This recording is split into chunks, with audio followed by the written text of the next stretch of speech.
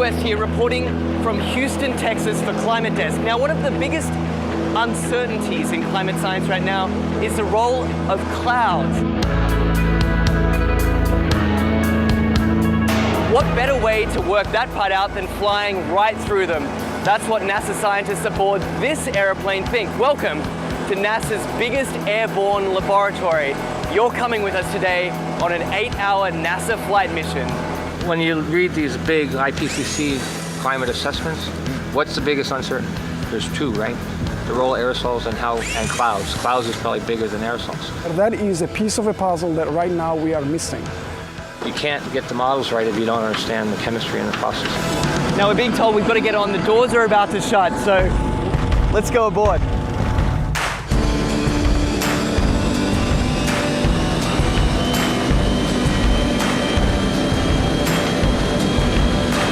Every time you turn on the weather, every time you hear a climate change prediction, that information has to come from somewhere. And it starts by getting sucked out of the air from planes like this.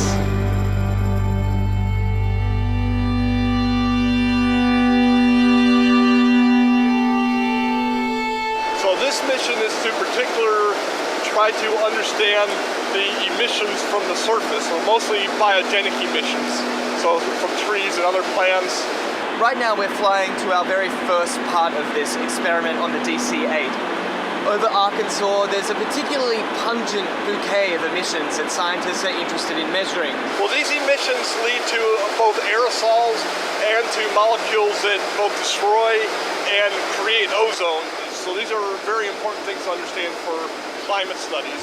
How it will manifest itself, it will be in more accurate and more reliable predictions. So what we're doing is taking a series of flyovers, each at a different level of the atmosphere, scooping up those emissions, testing them, and hopefully scientists are going to see exactly what's in this column of air all the way up.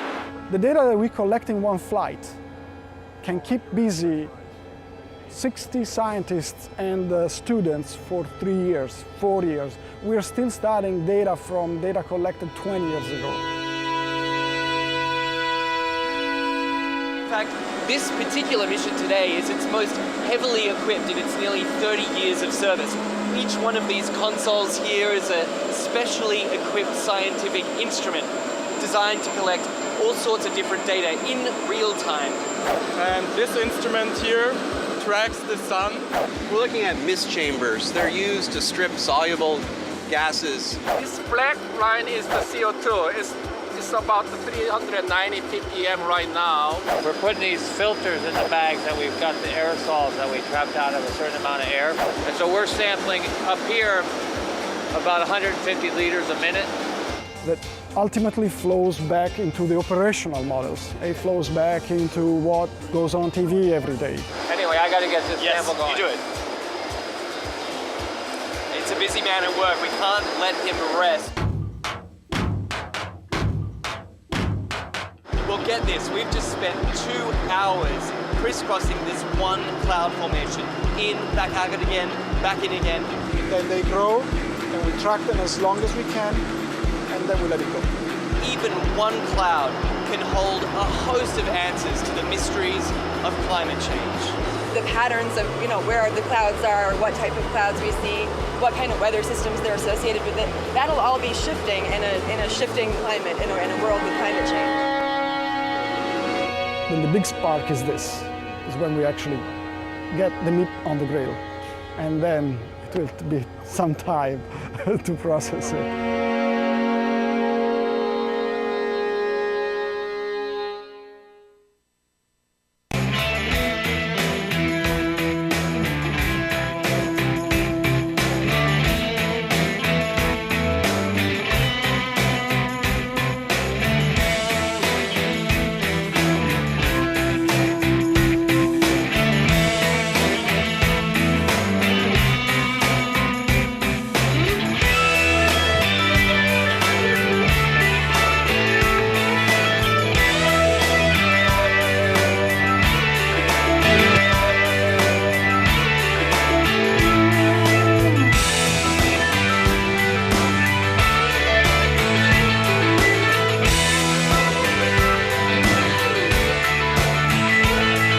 And a very good morning to you on this Wednesday, July 2nd. So good to see you today. You're looking good. And here we go with the Bill Press Show on a Wednesday morning here on Free Speech TV, of course, and worldwide on our video stream. Talker TV, youtube.com/Talker, TAWKR TV. Join in on either one with all we have to talk about this morning. And, of course, not a lot happened yesterday because everybody was glued to the tube to see that great World Cup game between the United States and Belgium. Tough loss for the United States, but you got to say we played our heart out, and Tim Howard deserves a gold medal. A phenomenal performance, 16 saves, a new World Cup record. What a great game. Right down to the end. Too bad that we didn't pull it off, but boy, it looked like we were going to at the very end there. Among those watching, of course, yesterday included the President of the United States, who watched with a crowd of White House staffers in the old Executive Office building. Meanwhile, before that, President Obama brought his cabinet together for a cabinet meeting where he asked them for their ideas on how he can use his executive powers in a creative fashion to make up for the lack of action on the part of Congress. Meanwhile, more reaction around the country to that Supreme Court decision announced Monday on the Hobby Lobby 5-4 decision by the Roberts Supreme Court. More reaction also to an admission by the new head of the NSA that all those documents released by Edward Snowden, despite all the whining from the White House and the outrage expressed by the White House, the new head of the NSA says, it didn't really hurt us at all. The sky is not falling, he says. So Edward Snowden, it looks like, is a whistleblower after all and not a traitor. Just a couple of the topics we'll be talking about this morning. Good to have you with us. Give us a call at 866-55-PRESS. Join the conversation anytime. Send us your comments on Twitter at BP Show, on Facebook at facebook.com/Bill Press Show. This is the Bill Press Show.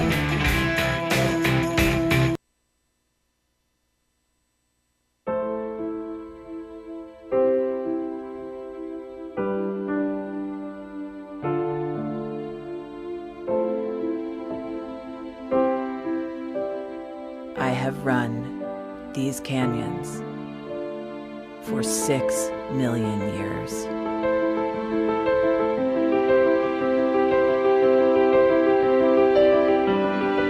I have traveled from the Rocky Mountains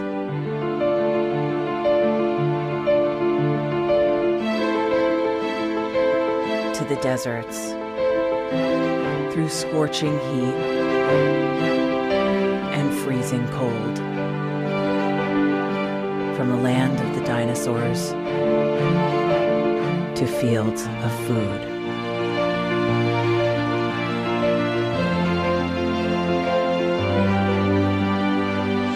I lend my hand to 7 states, 2 countries, 9 national parks, and 36 million people across an arid West. I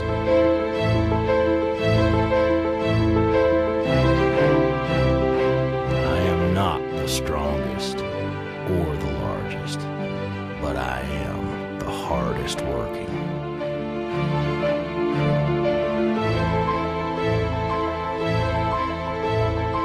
People love me. My playfulness, My beauty. my power.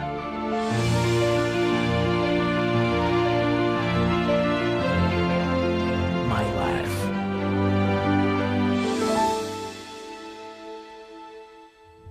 But I don't think I can offer any more. I am I am tired, tired,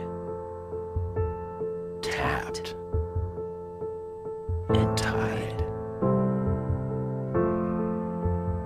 Of the hundreds of major rivers in the world, I am one of the few who no longer kisses the sea.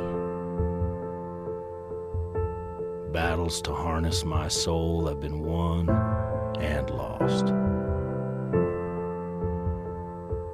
Use me wisely, and I will sustain you. Use me like you have, and I will break. My name is Red. The Grand River Red. The American Nile. The Canyon Maker. I am the Colorado River. And I am the most endangered river in America.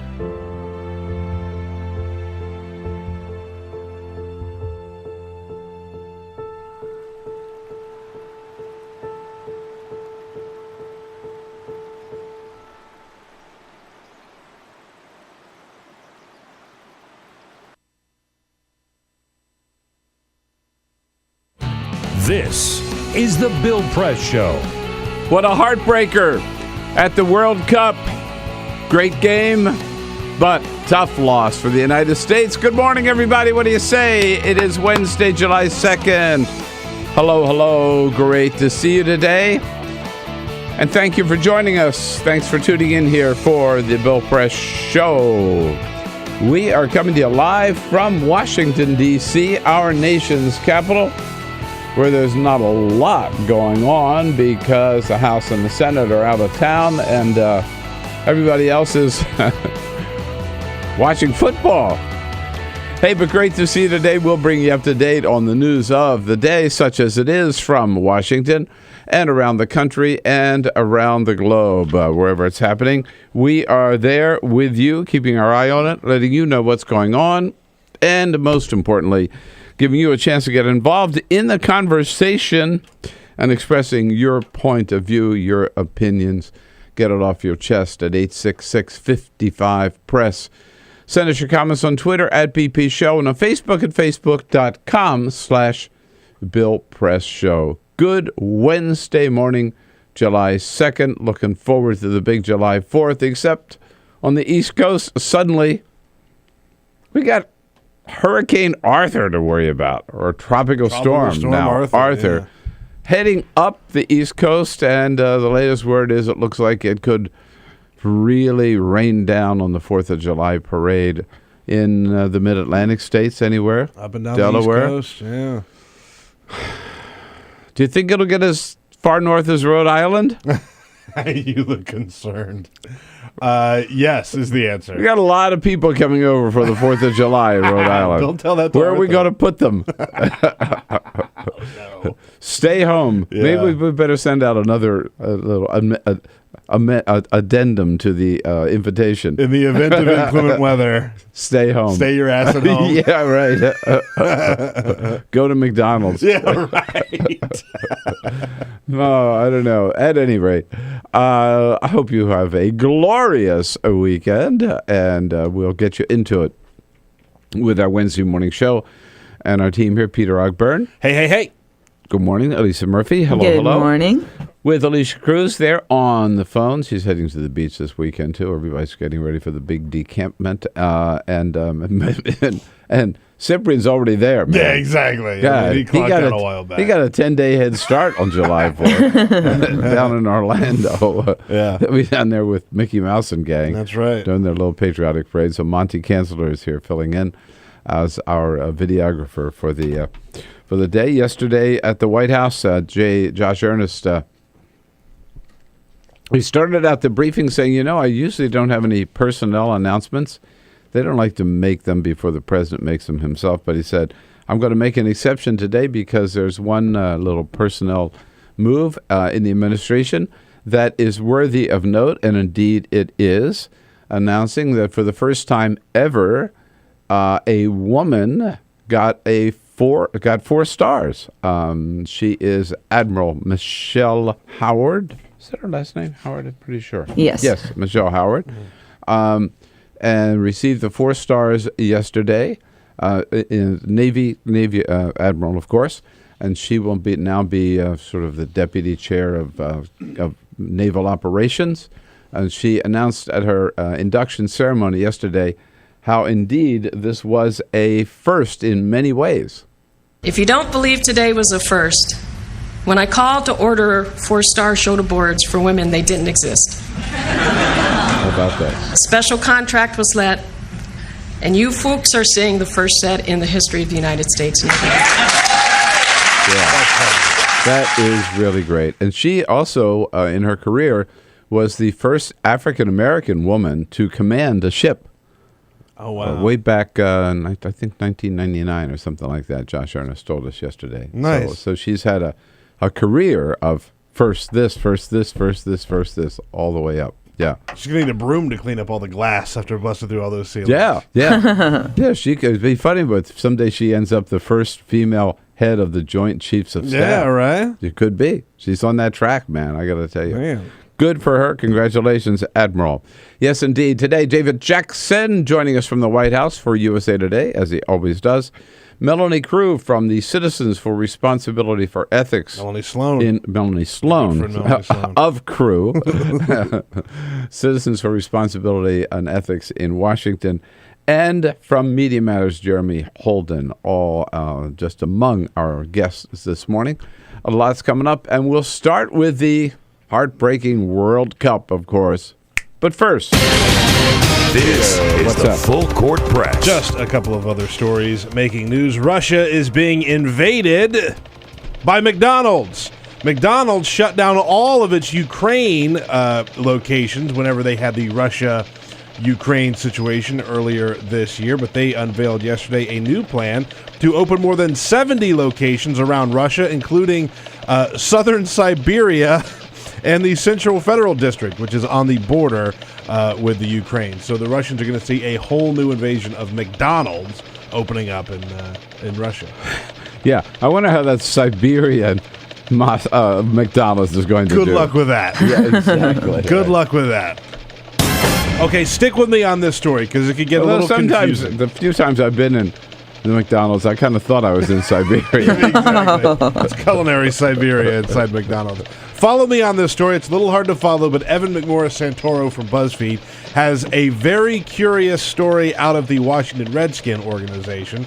They now have a man who is helping defend the name Redskin. That man is Ben Tribbett. He is a blogger who first brought the macaca video of, remember George Allen when he was saying macaca? Right. He's the guy that found the macaca video, the semi-racist macaca video. He's now working for the Redskins defending their name. Not only that, the Redskins general manager is Bruce Allen, brother of George Allen, the man who uttered the phrase macaca. This is too complicated. So the man that brought down the brother of the Redskins general manager is currently working for the Redskins trying to defend the name Redskin. Won't work anyhow. I think you're probably right. No. I think you're probably right. And a big... By the way, on that, I read this morning that Ted Cruz has a line, and we all think that they ought to change the name, but I'm not trying. Sure. But Ted Cruz, who is always throwing red meat to the rednecks, right? His line in Texas is, "They tell me that some people have some problems with the name of the Washington Redskins, with the name of that football team. Well, there's an easy way to fix that. Just drop the name Washington." Oh my goodness. Cruz's laugh line. Yeah. And a big deal for streaming music yesterday. Google bought the app Songza. Songza is the app. They sort of specialize in what's being called music curation. It puts together playlists based on the user, not on the artist, right? So Pandora, it's based on this music sounds like this artist. Songza puts together playlists by what you listen to. There were no financial terms announced, but one person inside the deal reports it was $39 million for Songza. Neither Google or Songza has commented on that figure. There's so many of those different apps today. You know? I actually prefer Songza. I use Songza. That's the one I use. Yeah. If I'm not listening to my own music. It kind of makes sense. It's a playlist that you can put it by mood, by situation, and it learns what you listen to and curates other stuff. It's pretty good. You know, if you go to Amazon, for example, I buy a lot of books from Amazon. It always recommends things that you would enjoy reading based on books that you bought before. Yeah, Same exactly. authors or same genre or whatever. So, Yeah. Which is kind of Similar clever, idea. I think. Yeah. Very good. Thank you. Yes, indeed. USA, USA, USA. What a heartbreaker yesterday. But I got to tell you, it was, right down to the wire. A great game. A tough loss. But I got to tell you, I really think, I don't mean this in a negative way at all. I think the United States played kind of way above its grade, yesterday. They really, really, really did. And it was I thought, a great game to watch. I watched it at home. I'm kind of sorry I did, but I'm glad I did. I'm glad I did because I could get some other work done, and I could listen to the commentary. You learned a lot about soccer. I did from listening to those two guys, but I missed the excitement of watching it in a bar. The most exciting moment, of course, is that when they were already saying, well, it's too bad, it's all over, the end of the road for the United States, and then suddenly with maybe 10 minutes ago Yeah, or exactly. 15 minutes ago, we proved we were still very much in the game. Bradley chipped forward, and look at this! It's Julian Green! Would you believe it? The youngster gives the US hope! That was bad. So suddenly it was 2-1, and we almost tied it up and went into a penalty kick phase and everything. It was, very, very exciting finale there. But, I got to say, a couple of comments, Peter, interested in your thoughts too. And in yours, 866-55-PRESS. And, the big question is, now what happens now to soccer? Are we going to be lifelong soccer fans from now on after the World Cup, after this exciting World Cup? 866-55-PRESS. But a couple of things. Number one, we were outplayed by Belgium, no doubt about it. Without a doubt. Watching those guys from Belgium play, you realize what soccer is all about. Absolutely. I kind of did for the first time.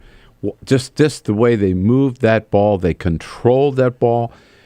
I mean, at one point, they had taken 17 goal shots. We had taken 3. Yeah. They were able to position that ball, and their footwork is so precise. Obviously, the score didn't show that, but they're masters with that ball. The United States plays a very scrappy brand of soccer, right? And I don't want to take away from what they did. They obviously made it fairly far. But if you want to look at the technical skills and the precision of the game of soccer. Precision. You look at Germany, you look at Belgium, you look at some of these teams that just have it down. They have it down, just mechanical. Yeah, they really, really work it. And they work that ball, and they got their shots, and you can see it. Particularly from those aerial shots, you can just watch them moving that ball. It's great to watch. Yeah, it really is great. And the other thing is, you got to say, man, Tim Howard is phenomenal.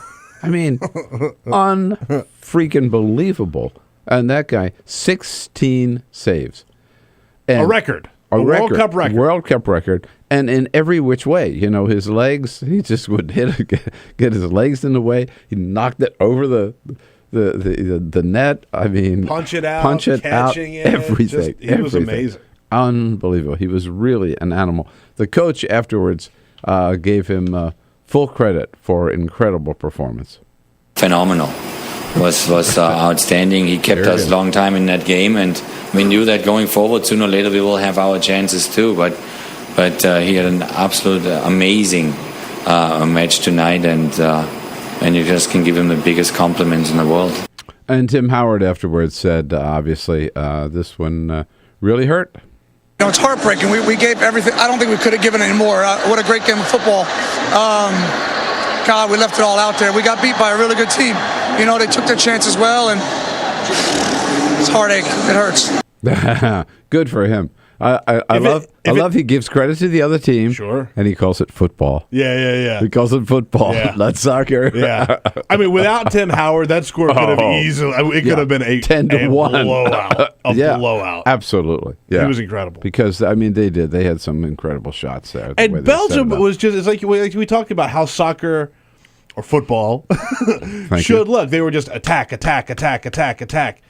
And, I mean, like I said, credit to Tim Howard. He stopped it. But when you look at how good they are, You'll see how Belgium could go deep in the tournament. Yeah, absolutely. So now next is Belgium and Argentina, right? Yeah. Yeah. So I guess there are a couple of questions that I have, and I think we all have. Everybody's talking about. I mean, those crowds yesterday. This huge crowd at downtown Washington, right?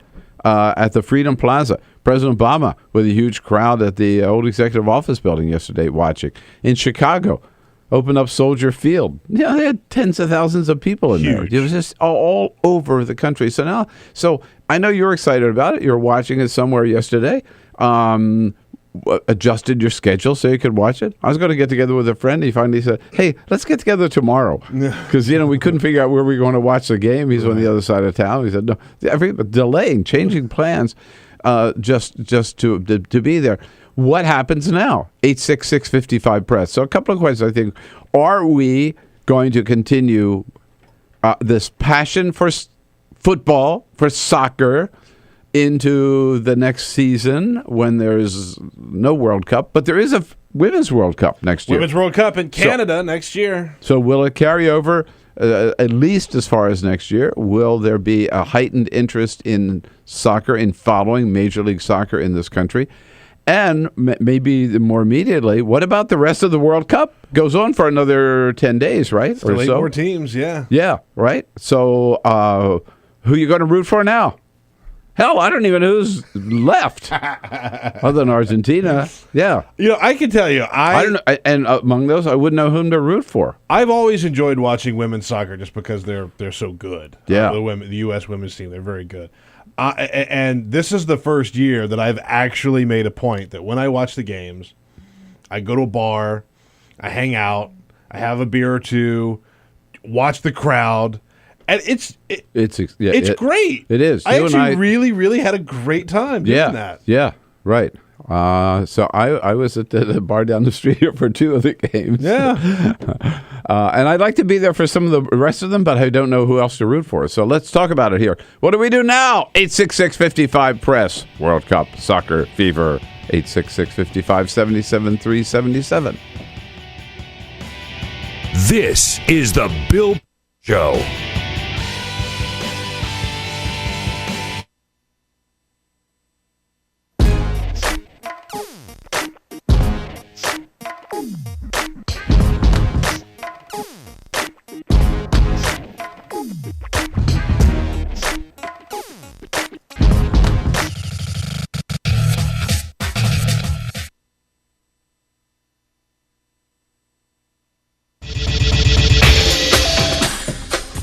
Tune into Free Speech TV for Democracy Now!, a national, independent, award-winning news program bringing you people and perspectives rarely seen on corporate media.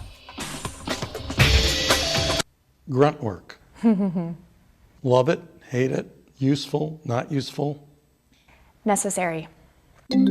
Our social entrepreneurs are people who have been on the front lines of social change. I've learned so much from talking with them. This is Cafe Impact, and I'm Jonathan Lewis. I will say that I think is a challenge for anyone, especially the new workforce as they come in, is the ability to accept grunt work with grace. The most boring, awful details are the most important elements of doing this work. From the way you save names in your Rolodex to the way you bank and you deposit checks. The truth is, this work isn't glamorous, it's rewarding. You don't go into this for the glamour, you go into it for the impact. And so it takes that determination to do the scut work to actually get anywhere. It can be really challenging in a first job for someone who's coming out of finishing school to have the enthusiasm that they do to make the type of social impact that they've dreamed of. And now they're here in this first job and all of a sudden they're shouldered with all this grunt work. And they don't understand and they don't get it and they're resentful. Talk more about the power of answering phones. Sure, I did that myself, took out the trash, cleaned offices when I had to, and it's all good. There's power in being a good team player and in being somebody who sometimes has to support other people's leadership before you get to have your own moment in the sun. Is it hard to wait? It is absolutely hard to wait, especially if you're an alpha female like I am. I think grunt work can help a new employee, build trust internally, and teach them the nuances of how an organization is run so that they can have a real good sense of what HR is doing, what finance is doing, what all the other departments are, and that actually makes them a better employee in the long run. So in my role on a daily basis, I literally can be looking at a new venture in software. We could be looking at a microfinance deal. I could be making coffee, taking out the trash, and riding a tractor on any given day. Have you found people who thought it was demeaning that they were given this job, work in the front office and make the coffee when they graduated with all A's from this great university? And, people like that just don't last very long in our world. If your approach to life is that, you're so smart and you're such a fabulous entrepreneur that you can't understand why people aren't giving you opportunities, it's really hard to advance.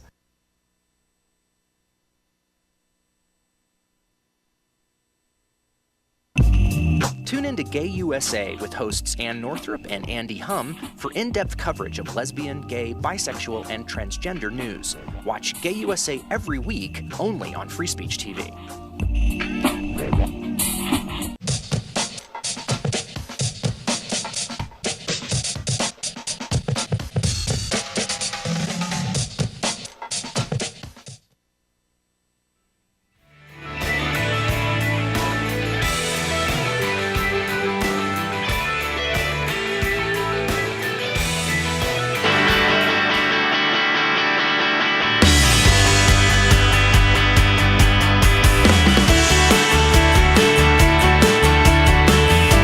This is the Bill Press Show. Okay, so we all caught a bad case of soccer fever. Do we just lose it overnight, or will we continue to watch the World Cup, this World Cup, and will our interest in football, aka soccer, continue beyond this year in terms of next season here in the United States, World Cup or no? Peter? We're on Twitter at BP Show. At BP Show, Jessica weighs in and says, we are a fad country. When is the World Cup of cricket? I don't know that we're going to jump on that. Yeah, we are a fad country, but, baseball in season, out of season stays. Same with the NBA, same with the NFL, so why not the MSL? Sure. Don Griffith also says the difference between the USA and any other country in soccer is that the U.S. don't flop for fake injuries. Well, we don't do it as well. We don't do it as well. I did see one of our guys do it yesterday. I did see a couple of them, yeah. And I thought, we're picking up. Yeah, I thought they were kind of learning the trick. The other thing I didn't realize, again, I would never have learned this if I had not been at home watching so I could hear the commentators, is that sometimes when they fake their injury, they stay down because that eats up seconds on the clock. Yeah. And so they don't stop the clock like they do in NFL, right? No. Right. That's the thing. I don't understand the clock in soccer at all. No. Yeah, it seems like the referee could just say, I'll add 2 minutes. Yeah. Or I'll add 3 minutes. Yeah, like there was 1 minute added to extra time yesterday. And then Jurgen complained about it because he said we should have had more time. We should have gotten more time. So I don't understand it. I don't know who keeps the clock, but that's why we have to watch more. That's right. So we can learn more. Soccer fever. Is it all over just because we lost yesterday? I hope we're not that fickle. Let's talk about it. This is the Bill Press Show.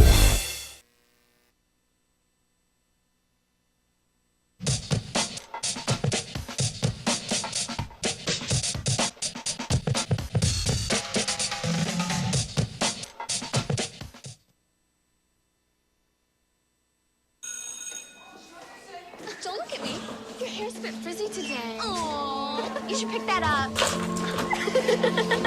Oh, you're such a dork. Loser. Here, let me help you with that. Oops. Every day, kids witness bullying. Oh, look. Your crush is looking at you. Poor you. They want to help, but don't know how. See, no one here's gonna help you, because no one Teach your likes kids how to be more than a bystander. Visit stopbullying.gov. If you drive buzzed, it could cost you around $10,000. You'll face major legal fees, major fines, and steep insurance penalties. you could lose everything. Nothing kills a buzz like getting pulled over for buzz driving, because buzz driving is drunk driving. When some people struggle with their mortgage payments, they become frozen, petrified. Not knowing what to do, they do nothing.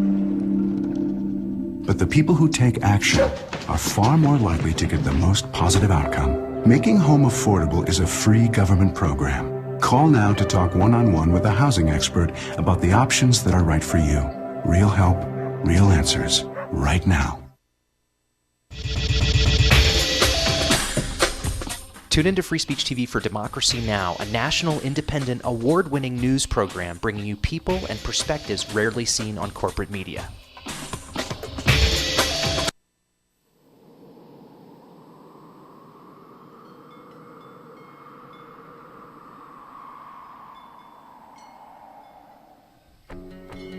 I probably would make a time machine. I would make medicine for the sick. I'd probably invent something new. 我会赢到5个总冠军戒指。 If I could have an extra 5 years to live. You said 5, right? 5 years. It's a long time. I would try to fix everything I did bad. I would bring my uncle back because I miss him very much. I would get more hamsters. I would probably want to go looking for dark matter. I think I'd go looking for aliens.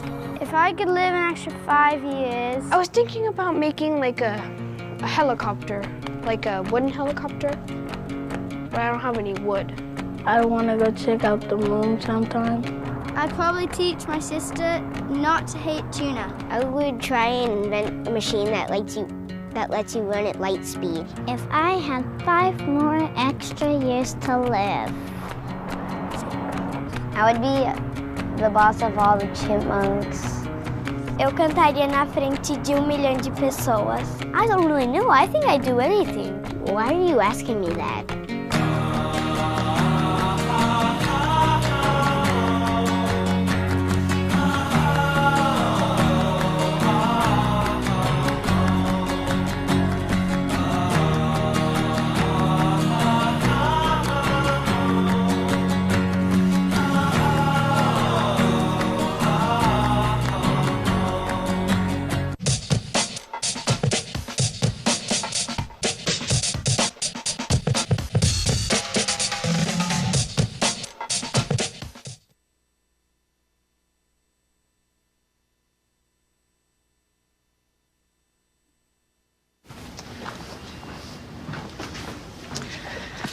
All right. I know this isn't any fun to talk about, but we should. Okay. So who's going to do what? I'll pack the dead batteries. Great.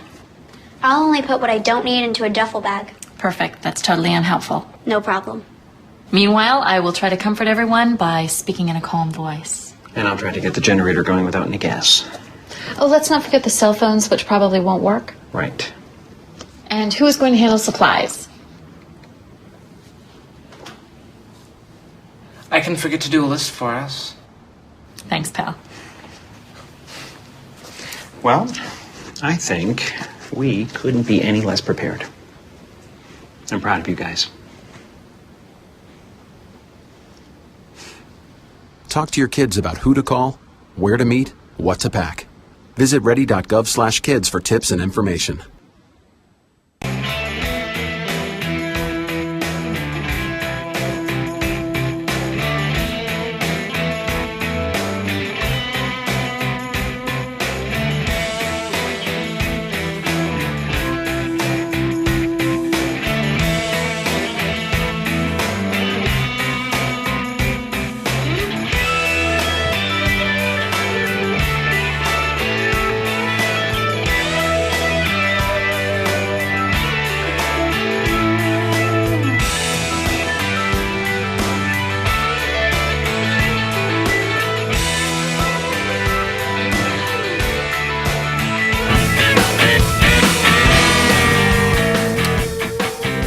And at 34 minutes after the hour, the big question is, with our soccer fever, soccer mania, and so much excitement in this country for the United States, And there are 4 games as of yesterday, but finally getting eliminated in a very tight in a contest with Belgium. What happens now for the newfound wannabe soccer fans, all of us here in the United States? Do we continue our interest in the World Cup, following the action, rooting for shift our allegiance to any other team? And what about next season? Are we going to forget about soccer at all, or follow the great soccer teams in this country, including the DC United? 866-55-PRESS. Richard is down in Bryson City, North Carolina.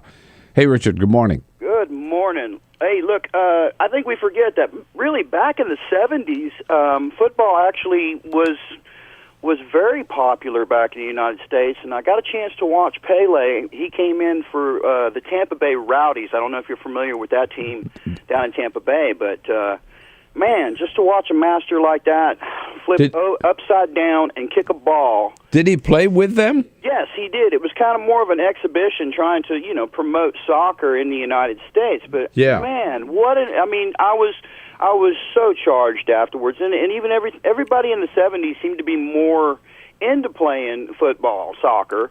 So, it's far more than a fad because, the whole entire world is really into it. It's a very old sport, and, I just find it amazing because people just don't stop. They just keep running and keep moving. Well, that is one of the more beautiful things. No, that's the other thing. That's right. It's unbelievable, the endurance of those players, right? Yeah, absolutely.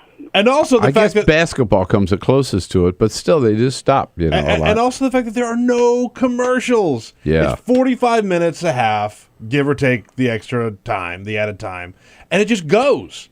They don't stop. They don't take breaks. You don't have a chance to get up and go get a beer or go get a snack. You're locked in. You're watching. By the way, just a quick comment. But wait. Hey, Richard, tell me the Rowdies, right? Is that what you called them? Yeah, it was back in the 70s. Are they Tampa still Bay, around? One of their professional teams was called the Tampa Bay Rowdies because they were kicking the grass. I'm serious. That was part of their musical logo and everything. It was great. The Rowdies are here anyway. It was fantastic, and I wish more people got into it because maybe we wouldn't have so many obese Americans. You got it. All right. Well, I saw. Hey, Richard, great to hear from you. That's a great story. One of our players in the game against Germany ran 23 miles over the course of the game. That's the type of athleticism. Is that right? 23. So you're basically running a marathon. And then 4 days later, you do it again. Yeah. Really quick comment from Twitter, by the way, where we're tweeting at BP Show. Honey Bear Kelly says, the British Premier League starts August 16th. So, I always notice... Now, I can see not following, even though that Manchester United, I think... There's Manchester United. Tim Howard... It's the most popular sports team in the world. Right. I almost wore my jersey dress today. I have a jersey dress of Man U. Man U. Really? Whoa. Okay. Tim Howard plays for Everton, right, in the British Premier League. So he's out there. I didn't know that. He plays for a team there. A lot of our players are sort of scattered about on different teams. And I always notice on the weekends during the season, I see a lot of people tweeting at 9 and 10 in the morning about these games, and I'm just never watching, but. British games. Yeah, the British games. Yeah, the British League games. I might actually go do that. I might go find a bar that's open and go watch. But why not support the American teams? I must admit, I don't even know what they are. I don't know. I can tell you why. Because they're not as good. Okay. But other than DC United, which I only know because I see the Washington Post, I don't know the names of the other American soccer teams.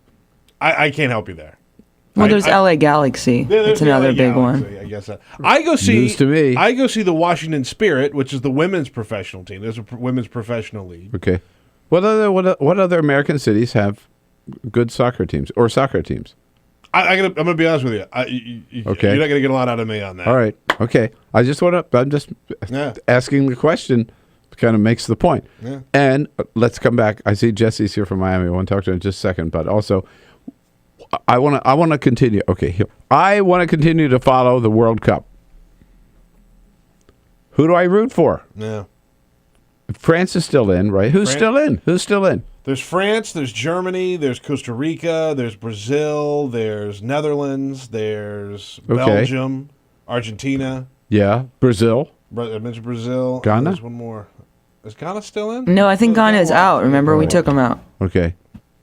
It's all right. There's one more that's still in the night that I can't remember. But you know what? I mean, honestly, I'm into watching. Even Obviously, if I'm I not like rooting for France. someone. I speak French. I just went there. I mean, so maybe I'll root for France. I think a lot of people like might. Argentina too. Plus, the fact that France is playing Germany.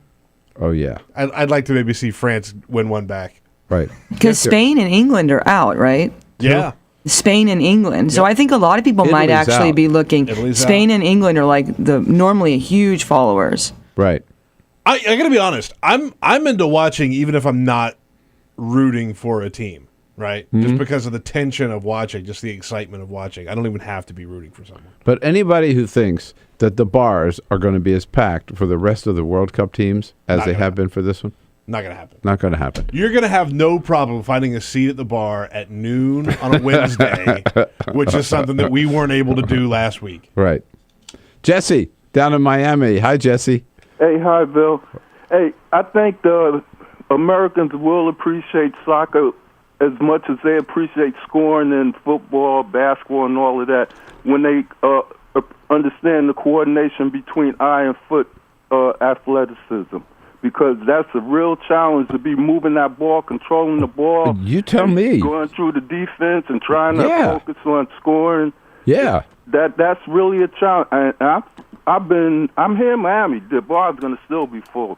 So once You think people so? learn to appreciate that Yeah. with scoring, the way we love to see the touchdown, a 500-foot home run, the way the Americans played, they could have beat them guys no matter how. You see the Americans' defense? Oh, yeah. Yeah. Once we get coordinated with them, instead of falling down like girls did when they first learned how to play basketball, it's going to be a new day in America. And then we'll be closer with the rest of the world. Well, I think you're right. It's interesting. The interest in Miami could be because of the huge Latin American population in Miami, right, Jesse? Yeah. Yeah, Oh, yeah. right. And it's so much closer to, in many ways, some of those countries and some of those teams. But, Jesse, you make the point about that eye and foot coordination. I hadn't thought of it. But what amazed me about particularly watching those Belgian players yesterday, their feet, it wasn't just they kicked the ball. I mean, they were maneuvering that ball to the left, to the right, whichever way, right? Yeah. Woo. Yeah. But I love the way the Americans almost scored that second one. Oh, man. That if they'd have did that, oh man! I mean, that was Shut like everything that was down a if that had play. happened. If they could have played like that all game, they Yep. would have beat them 16-0. You are right, Jesse. If they had scored that second goal, they would have broken the back of Belgium. Yeah. Don't you think? Absolutely. Yeah. Absolutely. Because there is something certainly psychological about it. I mean, the fact that they even forced Belgium into overtime, I thought was a huge victory. Yeah. I was thinking about this yesterday. I hope that the president brings the World Cup team to the White House, our team to. Even though they didn't win, he really should because they deserve it, man. By the way, I just have to mention the one team that I couldn't remember that moved on was Colombia. Oh, Colombia. They're still Colombia. in the final. Okay. They beat Uruguay. All right. I'm going to have to give some thought about which team we're going to embrace here. It's Brazil versus Colombia. It's France versus Germany. It's Argentina versus Belgium. And it's Netherlands versus Costa Rica. David Jackson watched the game in the White House briefing room yesterday. He joins us next from the White House for USA Today. This is the Bill Press Show.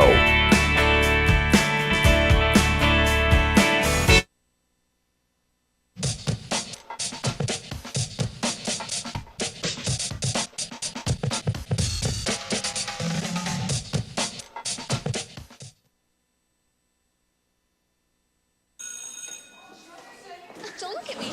Your hair's a bit frizzy today. Aww. You should pick that up. Oh, you're such a dork, loser. Here, let me help you with that. Oops. Every day, kids witness bullying. Oh, look. Your crush is looking at you. Poor you. They want to help, but don't know how. See, no one here's gonna help you, because no one Teach likes your you. kids how to be more than a bystander. Visit stopbullying.gov. If you drive buzzed, it could cost you around $10,000. you'll face major legal fees, major fines, and steep insurance penalties. You could lose everything. Nothing kills a buzz like getting pulled over for buzz driving, because buzz driving is drunk driving. When some people struggle with their mortgage payments, they become frozen, petrified. Not knowing what to do, they do nothing. But the people who take action are far more likely to get the most positive outcome. Making home affordable is a free government program. Call now to talk one-on-one with a housing expert about the options that are right for you. Real help, real answers, right now. Tune into Free Speech TV for Democracy Now!, a national, independent, award-winning news program bringing you people and perspectives rarely seen on corporate media.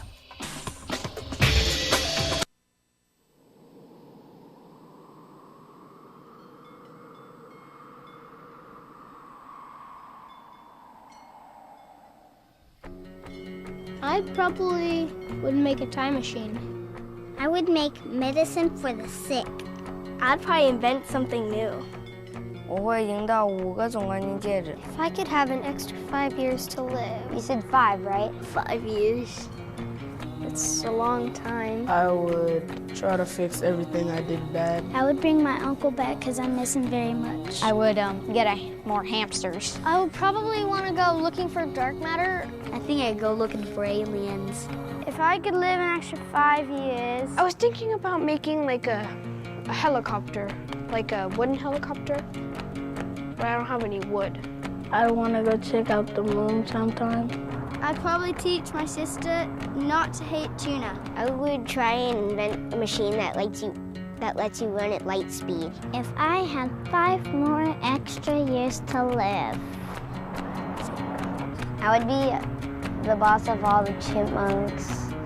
eu cantaria na frente de 1 milhão de pessoas. I don't really know. I think I'd do anything. On Free Speech TV and online on Talker TV, this is the Bill Press Show. All right, 13 minutes before the top of the hour, we have seen a lot of famous faces at the White House, in the briefing room and in the East Room of the White House. But I got to tell you, I'm looking forward to seeing Tim Howard in the East Room of the White House pretty soon here. David Jackson was right there yesterday in the briefing room watching the big game. Covers the White House for USA Today. How about it, David? Oh, it was fun. It was kind of painful, though, I must say. All those shots on goal, it was. You knew some of them were going to get in, so yeah. I wasn't real hopeful, but it was exciting to watch. Eventually, one of them had to make it, right? Yeah. Exactly. Yeah. Yeah. So they turned. I wasn't there. I was there for the briefing, but then I left. But they turned the briefing room into the local sports bar. Well, I wouldn't say bar. Unfortunately, there was no beer. There were chips, though. However, I must confess. But as you know, they have screens in the briefing room now, and the White House allowed us to tap into the feed of the game. So yeah, there were some people. There were some people watching. Although about half the crowd got called out for pool duty when the president decided to walk across the street to the old executive office building and drop in on a watch party that his staff was having. Yeah, that was exciting. They had a staff party where in the South Court Auditorium, was it? In the auditorium in the old executive office building across the street from the White House. Yes. Yeah, and. Was that after his speech at Georgetown, I guess, right? Exactly. After he came back, yeah. Yeah. He came back to the office like midway through the second half, and there were TVs all over the place, so it was easy to follow what was going on because first you heard the groans when Belgium scored its 2 goals, and then you heard all the cheers when the U.S. scored its goal late. And it's interesting. Things kind of shut down at the White House for that, didn't they? Well, yeah, for a lot of people, yeah. I think Obama was probably busy. I know he had a national security meeting somewhere in there, and I think he had some other meetings as well, but he was keeping up with things. Well, so the cabinet meeting yesterday morning, David, I guess continuing the theme of if Congress won't act, I will. Right. Exactly, based around infrastructure. In this particular case, yes, he's really trying to promote the idea. He's reminding people that the Highway Trust Fund expires at the end of the summer, and we need to renew it. And he's also trying to promote his own ideas for infrastructure projects to be financed by He's trying to rein in these corporate tax havens and use the money to pay for roads and bridges. So, he also asked cabinet members to go out into the road and talk to real people, of course. So you'll see a lot of cabinet members fan out across the country, and you'll hear a lot of Republicans accuse them of electioneering. Isn't this sort of a like his response to John Boehner's threat of a lawsuit? Yeah, very much so, yes, which he mocked him. I think you're going to see him being a lot more aggressive in attacking the Republican Congress because of that lawsuit, which has quite a few people in the West Wing angered, including the president himself. So, yeah, it's very much a response to that. Go ahead, sue me, right? He said yesterday at one point. Now, I noticed today he's meeting with a group of economists. What's that all about? Well, this is a repeat of a lunch he had a couple of weeks ago, and he had a group, I think there were 8 economists who came over, including Paul Krugman was one of them, I recall. Oh, really? Yeah, that was a couple of weeks ago. Today he's got a new group coming in. We don't know who's on the guest list, but he's basically going to have lunch with them and talk about ideas about how to revive the economy. Again, that seems to be the theme, jobs, economy. Highway Trust Fund fits into that. Right, yes. And you'll see him going out on the road, as he did last week in Minnesota. He's going to go out and in his view, talk to real people and try to understand their problems and basically convey the message, hey, I'm on your side, and the Republicans aren't. There was a story yesterday, I'm sure you saw it. I saw it in The Hill, actually, our good friend Justin Sink, about White House staff salaries totaling $38 million, 456 staffers. I was just curious, do you know whether that's like a new high, or is that kind of par for the course for the White House? I don't think like it's a lot of money when adjusted for inflation, because we had salary freezes for Obama's presidency. So I don't think so. I think if it was, I think we'd have seen it by now. Every year, the White House publishes a list of salaries, and it came out yesterday, and a lot of different people took a lot of different looks at it. Some of them added them up, as you did. Some of them looked at the higher-priced people. I noticed the Washington Post did an analysis that shows that the men are being paid more than the women, so that's something you might hear about today. Whoa.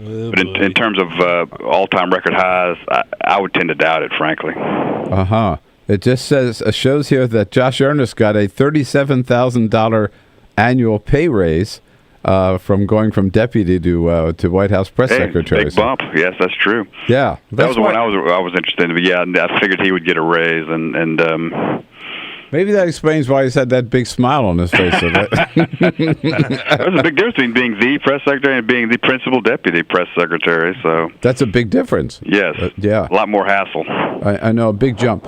On Iraq, things kind of have leveled off. Did you get the sense yesterday? Not as many questions about it, but it hasn't gone away, has it? No, and in fact, we keep pumping more troops in there. The president signed an executive order a couple of days ago, sending 200 more troops in there. And the thing that intrigued me about that is that the troops are for not only the embassy, where we've sent people before, but for the airport as well. And what that tells me is that they're preparing to evacuate just in case. Now, I'm not sure that's going to happen, but they're putting the pieces in place for that to happen should it become necessary. Whatever happened to this up to 300 number? We've already exceeded that, haven't we? Those are advisors. They're different levels here. They're security troops, in which he sent 475 special forces to secure our embassy and to secure the airport. I see. So those are, they would call those security troops. In addition to that, we're sending up to 300 military advisors. Now, those are also special forces, but their job is primarily to advise the Iraqi military as they confront this insurgency. Oh, I got it. So you have to kind of keep track of which category. It's very difficult. It's very difficult. The bottom line is we're authorized for up to 775 troops in there, which is not a big number, but they all have different responsibilities. And it doesn't look like al-Maliki's budging. No, and in fact, the Parliament met for a couple of minutes the other day and then broke up. They had a bunch of arguments. Now they're having trouble putting together a government. It took them several months, a couple of years ago, to put together a government, so that's not too surprising. But you're right, ISIL does seem to have stopped about 40, 50 miles outside of Baghdad, so that it's kind of the war itself is kind of in a standstill right now. Yeah, it's a little ominous when they stop like that. You know, I just wonder what, that they're certainly just not sitting around, right, and haven't given up, right? They're regrouping probably. Some military experts think that they're not capable of taking over cities of Baghdad, but you've got to wonder. We'll see. Yeah, indeed. All right, David. Well, it'll be less exciting there today. I don't know, unless there's some other World Cup game. Yeah, something's going to happen. It's been that kind of summer. I don't think it's going to stop. All right. See you down there for the briefing. Great. Thank you, Bill. Thanks, David. Thank you. David Jackson covers the White House for USA Today. This is the Bill Press Show.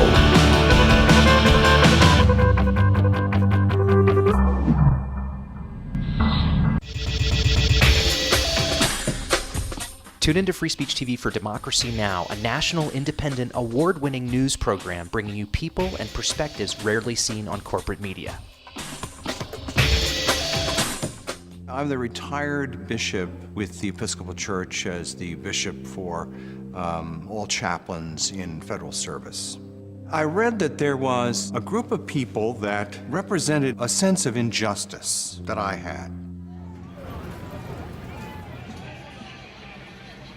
We'd lost Zuccotti. I mean, there was a kind of a hope that maybe Trinity Church would be gracious and give refuge. We picked this day where we would gather and demonstrate that Trinity was closing its ears to what was happening. We marched around the block, and I realized that, my goodness, they're carrying a ladder. And I thought, well, this is the moment.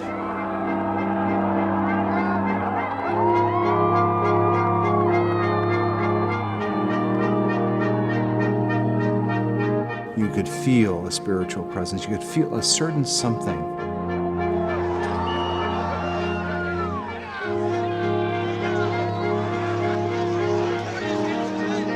And then the cops came in. It got brutal. I'm with you right here. Robin, I'm here. The church needed, in this moment in history, to stand alongside of these protesters. The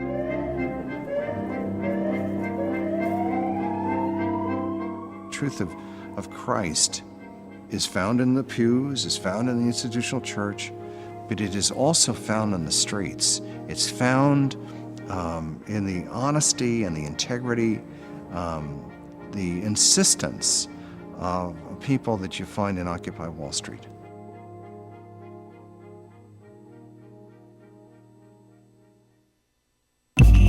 Tune in to Gay USA with hosts Ann Northrup and Andy Hum for in-depth coverage of lesbian, gay, bisexual, and transgender news. Watch Gay USA every week, only on Free Speech TV.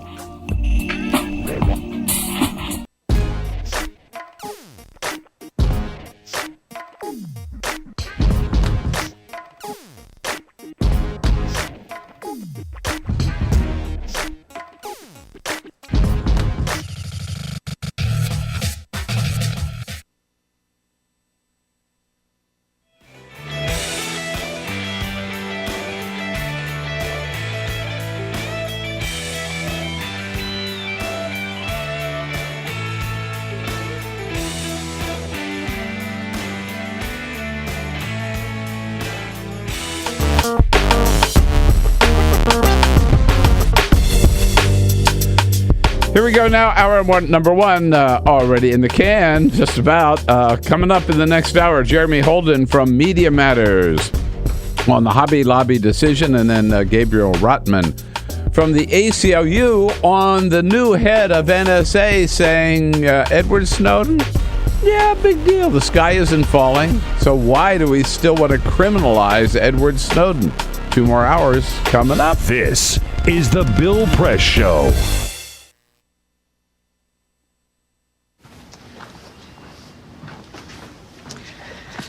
All right. I know this isn't any fun to talk about, but we should. Okay. So who's going to do what? I'll pack the dead batteries. Great. I'll only put what I don't need into a duffel bag. Perfect. That's totally unhelpful. No problem. Meanwhile, I will try to comfort everyone by speaking in a calm voice. And I'll try to get the generator going without any gas. Oh, let's not forget the cell phones, which probably won't work. Right. And who is going to handle supplies? I can forget to do a list for us. Thanks, pal. Well, I think We couldn't be any less prepared. I'm proud of you guys. Talk to your kids about who to call, where to meet, what to pack. Visit ready.gov/kids for tips and information.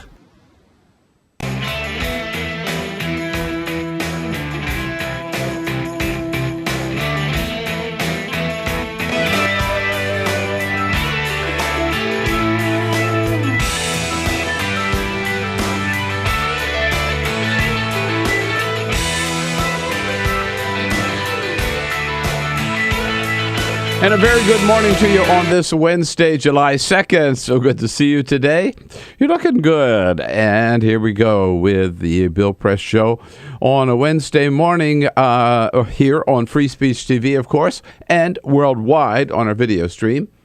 Talker TV, youtube.com/Talker, TAWKR TV. Join in on either one with all we have to talk about this morning. And, of course, not a lot happened yesterday because everybody was glued to the tube to see that great World Cup game between the United States and Belgium. Tough loss for the United States, but you got to say we played our heart out, and Tim Howard deserves a gold medal. A phenomenal performance, 16 saves, a new World Cup record. What a great game. Right down to the end. Too bad that we didn't pull it off, but boy, it looked like we were going to at the very end there. Among those watching, of course, yesterday included the President of the United States, who watched with a crowd of White House staffers in the old Executive Office building. Meanwhile, before that, President Obama brought his cabinet together for a cabinet meeting where he asked them for their ideas on how he can use his executive powers in a creative fashion to make up for the lack of action on the part of Congress. Meanwhile, more reaction around the country to that Supreme Court decision announced Monday on the Hobby Lobby 5-4 decision by the Roberts Supreme Court. More reaction also to an admission by the new head of the NSA that all those documents released by Edward Snowden, despite all the whining from the White House and the outrage expressed by the White House, the new head of the NSA says, it didn't really hurt us at all. The sky is not falling, he says. So Edward Snowden, it looks like, is a whistleblower after all and not a traitor. Just a couple of the topics we'll be talking about this morning. Good to have you with us. Give us a call at 866-55-PRESS. Join the conversation anytime. Send us your comments on Twitter at BP Show, on Facebook at facebook.com/Bill Press Show. This is the Bill Press Show.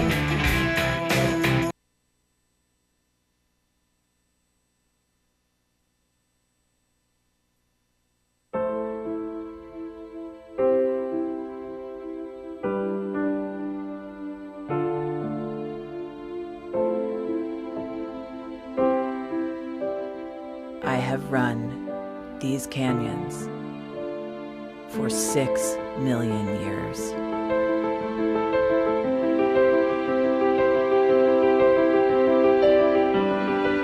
I have traveled from the Rocky Mountains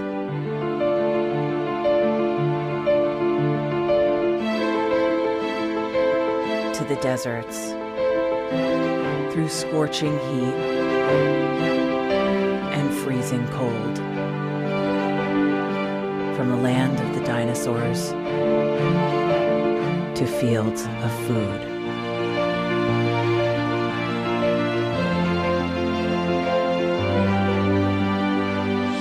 I lend my hand to 7 states, 2 countries, 9 national parks, and 36 million people across an arid West. I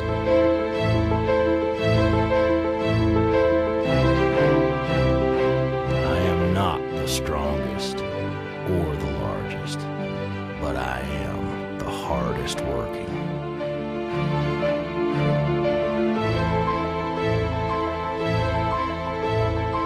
People love me.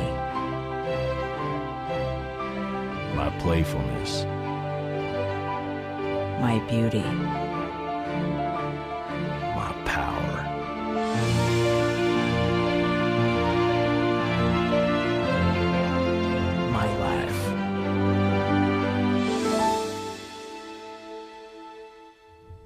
but I don't think I can offer any more.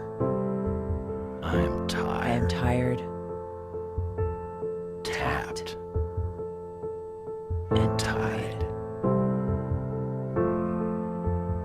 Of the hundreds of major rivers in the world, I am one of the few who no longer kisses the sea.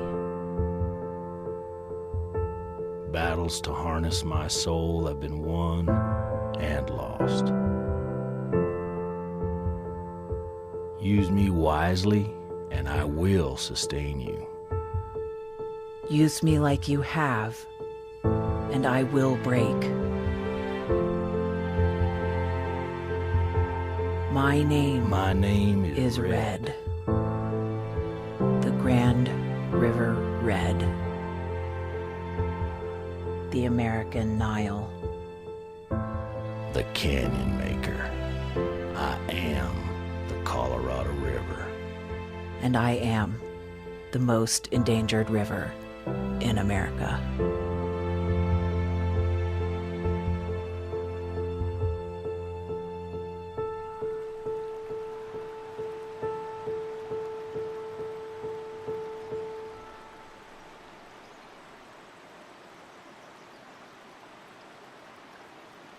Language immersion technique.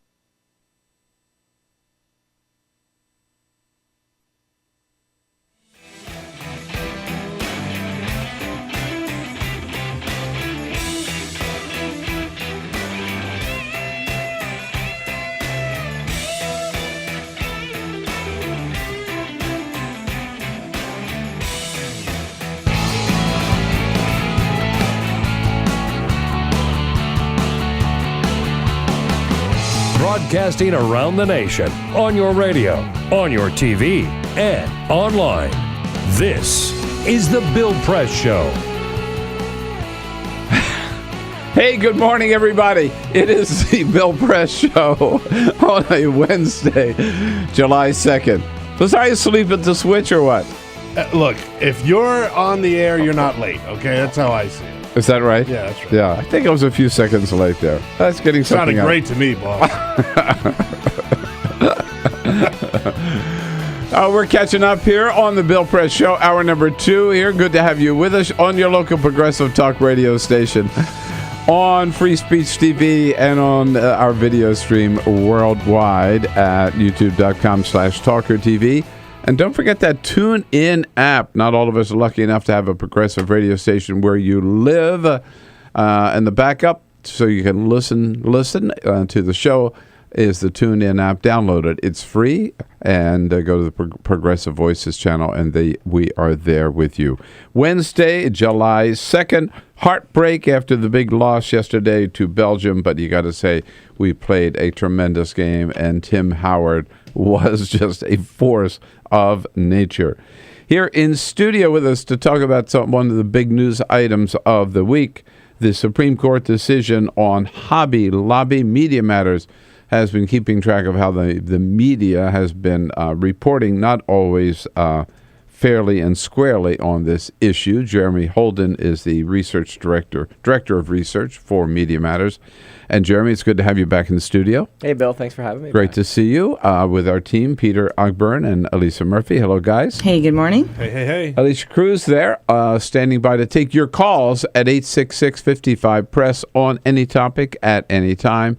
And Monty Kanzler is in charge of the video stream this morning. I think I'm going to blame Monty that I was late there starting this time. Yeah, exactly. That has nothing to do with the cameras, nothing to do with the lights, but you have to blame somebody, Somebody's right? Got to get blamed. Somebody's head has to roll. That's right. No, that's what it is.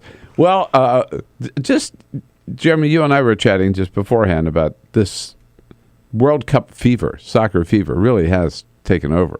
It has, yeah. You know, from offices all over. I mean, people were rearranging their schedules yesterday so they could be sure to either be home or at a bar or somewhere where they could watch the game, yeah, right? a lot of late coffee breaks that extended well into quitting time, right? Right. Time for some coffee. Yeah, that's right. 3:30. I always step out. Need my little pick me up. Like at Media Matters, now you guys are always busy watching Fox and listening to all the right-wing station talkers, so we don't have to, I always say.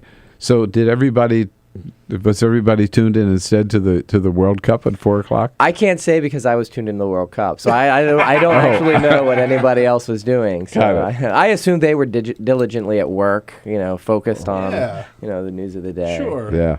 Well, I'll tell you, the President of the United States he was in his office, and he finally had just got sick of it, I think. Couldn't stand it. It's good to be around a crowd when you're watching this. Yeah. So he went across the street to that little in-house street over to the executive office building, joining a crowd of staffers. They had set up a big TV in an auditorium there. The president heard about that, and he went over and joined them. Started a chant when he arrived and busting the party. I believe.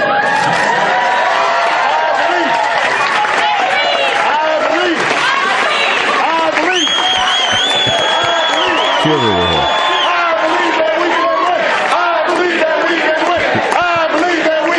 So I was worried that if I walked in and Belgium scored, I'd be in trouble. I thought it was George Bush who was the cheerleader. Yeah, that's right. Obama could do it. Obama can do it. There he is. Do it. Yeah, he got him going. Sat in the front row there, watched the entire game. And unfortunately, it ended up a heartbreaker. But that Tim Howard, unbelievable. Oh, yeah. It was incredible. Just couldn't keep your eyes off of him. Well, he had a lot of opportunities to shine, but yeah. Yeah, he did, right. Exactly. 16 saves. We have the Medal of Honor for our military heroes. Do we have a presidential Medal of Achievement or something for People sports? wanted to give Tim Howard the presidency, having run for office yesterday. People were freaking out over his performance. Yeah. And it was great. Absolutely. It was great. 11 minutes after the hour now. So Jeremy's here for the first half hour. Then we'll be joined a little bit later by Gabe Rottman from the ACLU to talk about the head of the NSA admitting that Edward Snowden, no big deal. He said the sky's not really falling because of the release of all those documents. In the next hour, Melanie Sloan from Citizens for Responsibility and Ethics in Washington. There's a contradiction in terms, it seems. But first, this is the Full Court Press. It must be true. I read it on Wikipedia yesterday. If you went to the Secretary of Defense of the United States of America website on Wikipedia, you would get Chuck Hagel is what you would think you would get. I would think. That's not who you got yesterday. You went to the page, member of the Cabinet, National Security Council, reports to the President, incumbent Tim Howard. Since July 1st, 2014, someone changed the Department of Defense, the Secretary of Defense, from Chuck Hagel to Tim Howard because of his performance at the World Cup. He was the Secretary of Defense yesterday. He was for about 2.5 hours yesterday. Man. Yeah, absolutely. He had it. You can hack any website, huh? Down. Yeah, how about that? So you remember we talked to Louis Charbonnet from New Orleans. Yes. He's the man who runs the funeral Mr. Charbonnet. Home, who will put you Your soul goes to heaven, your body goes to Charbonnet. He's a funeral home owner. He puts bodies in whatever pose you would like them in after you die. To a certain extent. I mean, there's certain things he said he would not do. Sure. Well, he has some competition in Hellerton, Pennsylvania. The Northampton County Heintzelman Funeral Home of Hellerton, Pennsylvania. They have just received a new one-of-a-kind Orange County chopper motorcycle hearse. This is to cater to motorcycle riders who pass on, and it's a hearse that's made by the Orange County Chopper guys, a very famous motorcycle company, and it's a hearse to tow bikers. Well, wait a minute. Yeah. Is the dead biker sitting up on the motorcycle? No, not sitting up on the motorcycle. No, right. That's a good point. I'm glad you asked. Not sitting up on the motorcycle. Sort of has a bed to carry the clothes thing that carries them off. Okay. Via motorcycle. I just don't want to see them sitting up on the motorcycle. That'd be a little too freaky. Yeah. Weekend at Bernie's. Yeah, exactly. Exactly. I bet Mr. Charbonnet's going to get one of those. He might as well. Sure, absolutely. And to Dayton, Ohio, where the Fab Kid Spa Party Boutique opens up this weekend. What is that? Well, it is a day spa for children. They cater to kids ages 3 to 14, and they offer services such as manicures, pedicures, facials, light makeup application, and simple hairstyling, according to the Dayton Daily News. You can get your bubble gum nail polish. For 3-year-olds. Yeah. Dayton's on the cutting edge. Dayton. I lived in Dayton, Ohio. Of all the places you would think where this would not be located, it would be Dayton, I lived Ohio. in Dayton, Ohio for a little while. Let me tell you something. The longest 5 years of my life were the 6 months I lived in Dayton, Ohio. Yeah. It was horrible. Well, now you would find it more interesting because you could send your kids to the spa. Yeah, Right. totally. Yeah, okay. Imagine what that'll cost. 15 minutes after the hour now. So, Media Matters. Jeremy, before we get to Hobby Lobby, wait a minute here. The big news out of Media Matters is a headline I saw yesterday that Media Matters staff votes to join the union. That's right. What happened here? What's going on? Which union and what was the vote and what was it all about? We had some staff hold a vote, decided to organize under the local SEIU. We're going to move forward with that. Is it official now? Yeah, the vote was Monday, and Do you know what the total vote was? I don't. I'm not part of the class. I'm not part of the group, so I don't have those details. Why aren't you part of the group? I'm management, Bill. Oh, you're management. I'm part of the problem. I got it. So the employees did. How many employees do you have? What is our count of employees right now? I think the organizing group is 50. 50. 50 in the group. Yeah. Yeah. So yeah. Well, number one, I think I'm excited. I think they made the right decision. Number two, management allowed them to take a vote. Of course, right? Yeah. Which is, unlike Walmart and others who try to block their employees from taking a vote, right? And you allow a vote, and whatever the outcome is, you respect it. We are a union shop here at the Bill Press Show, so it's nice to know that Media Matters is as well. That's right. My brothers and sisters of Media Matters. There you go. Welcome. And, I think you have to check this out, but I think as management, you would also be allowed to join the union if you chose to. Okay. I'm not sure, but Well, check it out. there are a lot of benefits to it, too. Yeah. Well, we're we're early in this process, so now it's Yeah. about sitting down, ironing out some of the details. Yeah. Okay. Good. But that's good news. So, 10 right-wing media myths about the Hobby Lobby decision Media Matters has reported on. Take us through a couple of them. Yeah, and I think that a lot of the way the media has talked about Hobby Lobby has been built on mythology, pushed by the right. And I think one of the big ones has been that it made its way actually into the decision that came out of the court. And we see this a lot, how the right-wing echo chamber can influence the way the Supreme Court writes its rulings. And we saw that here, where this idea that, the Green family, the owners of Hobby Lobby, believe that the birth control drugs that they don't want to provide to their employees through insurance causes abortion. Mm-hmm. Never mind, medical science says that this is not abortion. This birth control and abortion are two different things. I think, that the 4-year-olds going to the day spa in Dayton understand the difference between the two, but the Supreme Court can't quite get their minds around it. But we've heard this from the media time and time again, that somehow, if the Green family believes that birth control is the same thing as abortion, well, that's enough to allow them to say, we are a religious company. Corporations are people, and now corporations are religious people. And if they believe, never mind science, if they believe birth control causes abortion, well, that's enough to allow them to circumvent the laws that the rest of us live by. And the court never got to that fundamental point, right? Which is, what is the basic science behind this whole issue, right? They just accept their belief as fact. Right? Yeah, it's the sincere belief of the Green family, and therefore, the corporation is a person, and it now gets to express the religious views of the owners. And, there's this idea that this is limited because it's just closely held, the closely held corporation. Well, we're already hearing over at Fox, of course, a push to expand this. Fox hosts saying larger corporations should now be pushing for the same rights. We have Fox hosts saying that taxpayers should be pushing for the same rights. So we're already seeing a push on the right to expand this ruling beyond, the decision that we got the other day. I think another one of the myths that we've seen pushed frequently throughout the right-wing media is this idea that the corporation was being forced to provide birth control to its female employees.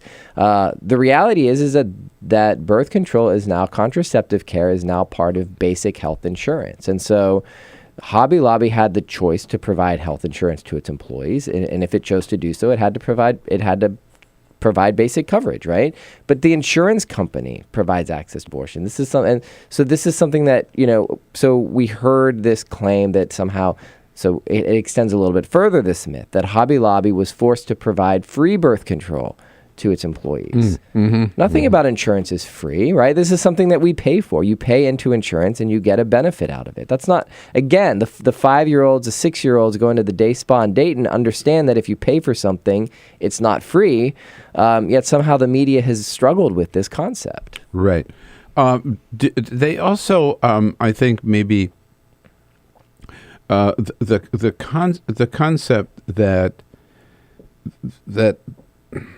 there's an unfairness to this, right? I guess that for the employer to have to provide this is unfair to that, forcing him to do something which is against his faith, I guess, right? I mean, religious freedom is the argument. To me, this is the antithesis of religious freedom, because what this decision does is it allows the employer to force his religious beliefs on everybody who works for that company. All 13,000 people who work for Hobby Lobby, right, now basically have to follow the far-right Christian religious beliefs of David Green. Yeah, and again, we're seeing this push to say, look, this is very narrow. This is just about 4 forms of birth control, nothing more. Justice Bader Ginsburg, I thought, destroyed that argument. If you believe that this is like this small decision that only says like corporations are religious people only when it comes to these 4 types of birth control, I've got I've got some things I'd like to sell you. But we're already seeing pushes to expand this idea of the corporate religious person into other areas of the law. Think about the debate that we saw unfolding out in Arizona earlier this year about, companies are religious people that are allowed to discriminate if they don't like gay people. We're going to see this expansive view, not just about whether it's a small, closely held corporation, which is a misnomer, by the way, the idea that because it's a closely held corporation means it's small. We're already seeing a push to expand this into larger corporations, and we're certainly going to see a push to expand this into other religious viewpoints that corporations want to now impose onto not just its employees, but its customers. Yeah, I had a conversation. I was called yesterday by a reporter for the National Catholic Review about this issue yesterday. Yeah, as I told him, anybody who those people on the religious right who welcome this decision, they ought to really think it through, because it's careful what they ask for. I think that's right. Just wait until the next religious leader, who just might be an imam of Islam, says, my belief says boom, boom, boom, and under this ruling, I can force that on all the people who work for me or live in my city or kind of whatever. This thing, I think, slippery slope at best. 23 minutes rather after the hour, Jeremy Holden with us from Media Matters on how particularly the right-wing media is inflating this Supreme Court decision, the Hobby Lobby decision. We'll be right back. Your call's welcome at 866-55-PRESS. This is the Bill Press Show.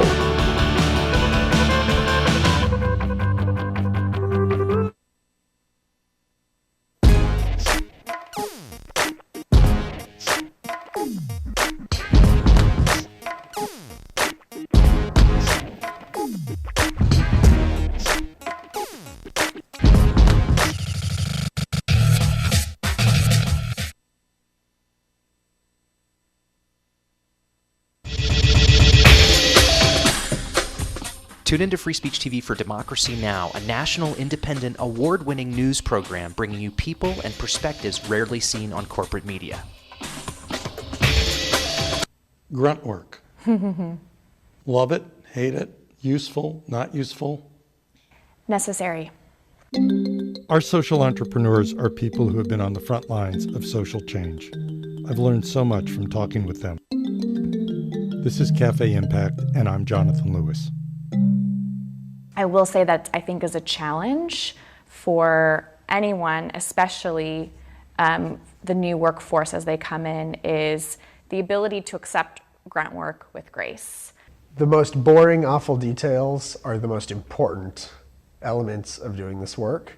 From the way you save names in your Rolodex to the way you bank and you deposit checks. The truth is, this work isn't glamorous, it's rewarding.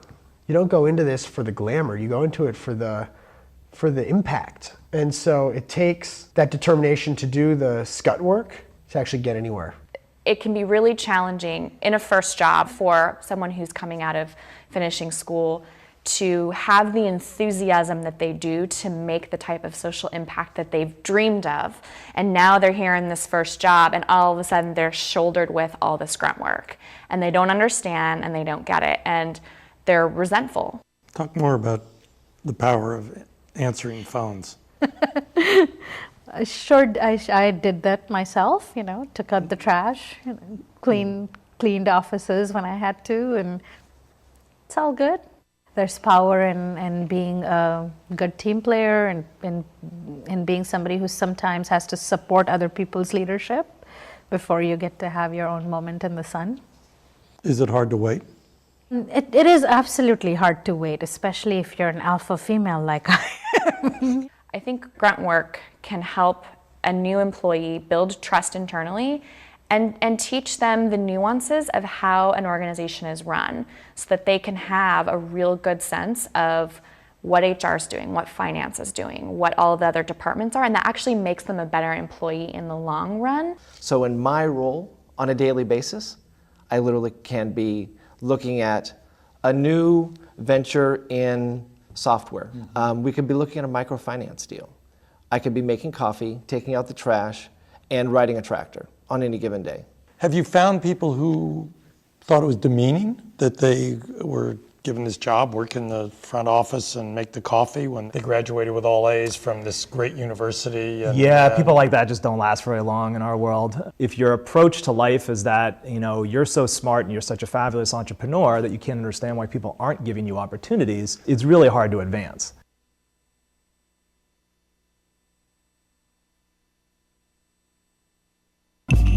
Tune in to Gay USA with hosts Ann Northrup and Andy Hum for in-depth coverage of lesbian, gay, bisexual, and transgender news. Watch Gay USA every week, only on Free Speech TV.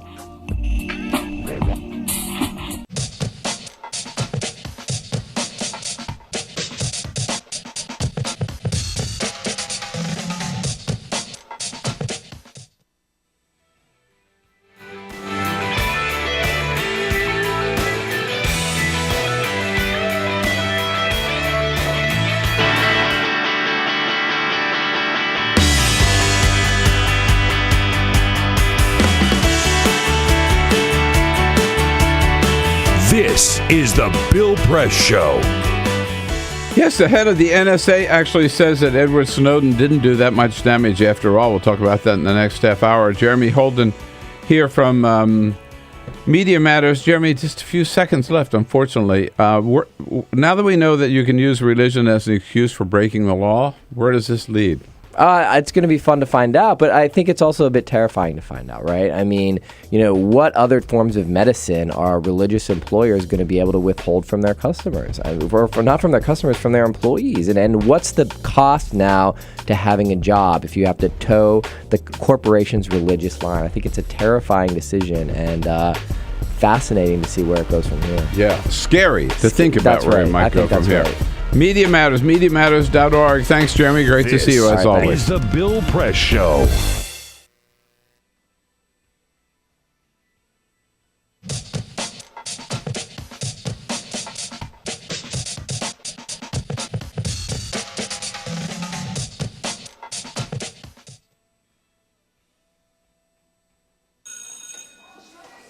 Don't look at me. Your hair's a bit frizzy today. Aww. You should pick that up. Oh, you're such a dork. Loser. loser. Here, let me help you with that. Oops. Every day, kids witness bullying. Oh, look! Your crush is looking at you. Or you. They want to help, but don't know how. See, no one here's gonna help you, because no one Teach likes your you. kids how to be more than a bystander. Visit stopbullying.gov. If you drive buzzed, it could cost you around $10,000. You'll face major legal fees, major fines, and steep insurance penalties. You could lose everything. Nothing kills a buzz like getting pulled over for buzz driving, because buzz driving is drunk driving. When some people struggle with their mortgage payments, they become frozen, petrified. Not knowing what to do, they do nothing. But the people who take action are far more likely to get the most positive outcome. Making home affordable is a free government program. Call now to talk one-on-one with a housing expert about the options that are right for you. Real help, real answers, right now.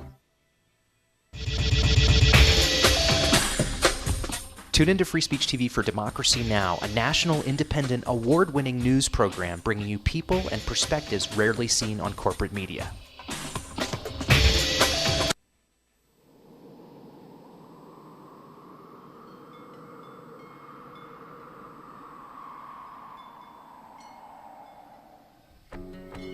I probably would make a time machine. I would make medicine for the sick. I'd probably invent something new. If I could have an extra 5 years to live. You said 5, right? 5 years. It's a long time. I would try to fix everything I did bad. I would bring my uncle back because I miss him very much. I would get more hamsters. I would probably want to go looking for dark matter. I think I'd go looking for aliens. If I could live an extra 5 years, I was thinking about making like a helicopter, like a wooden helicopter, but I don't have any wood. I want to go check out the moon sometime. I'd probably teach my sister not to hate tuna. I would try and invent a machine that lets you run at light speed. If I had 5 more extra years to live, I would be the boss of all the chipmunks.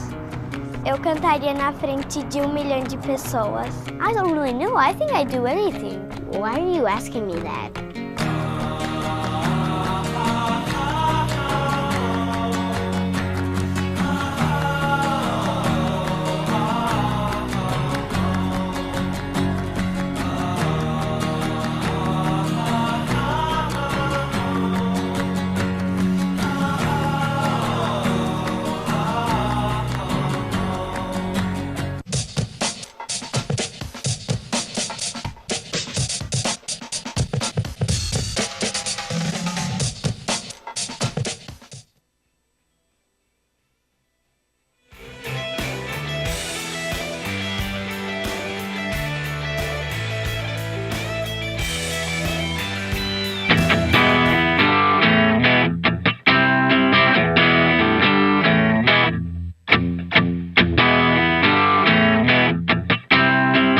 Seen on Free Speech TV and online on Talker TV. This is the Bill Press Show.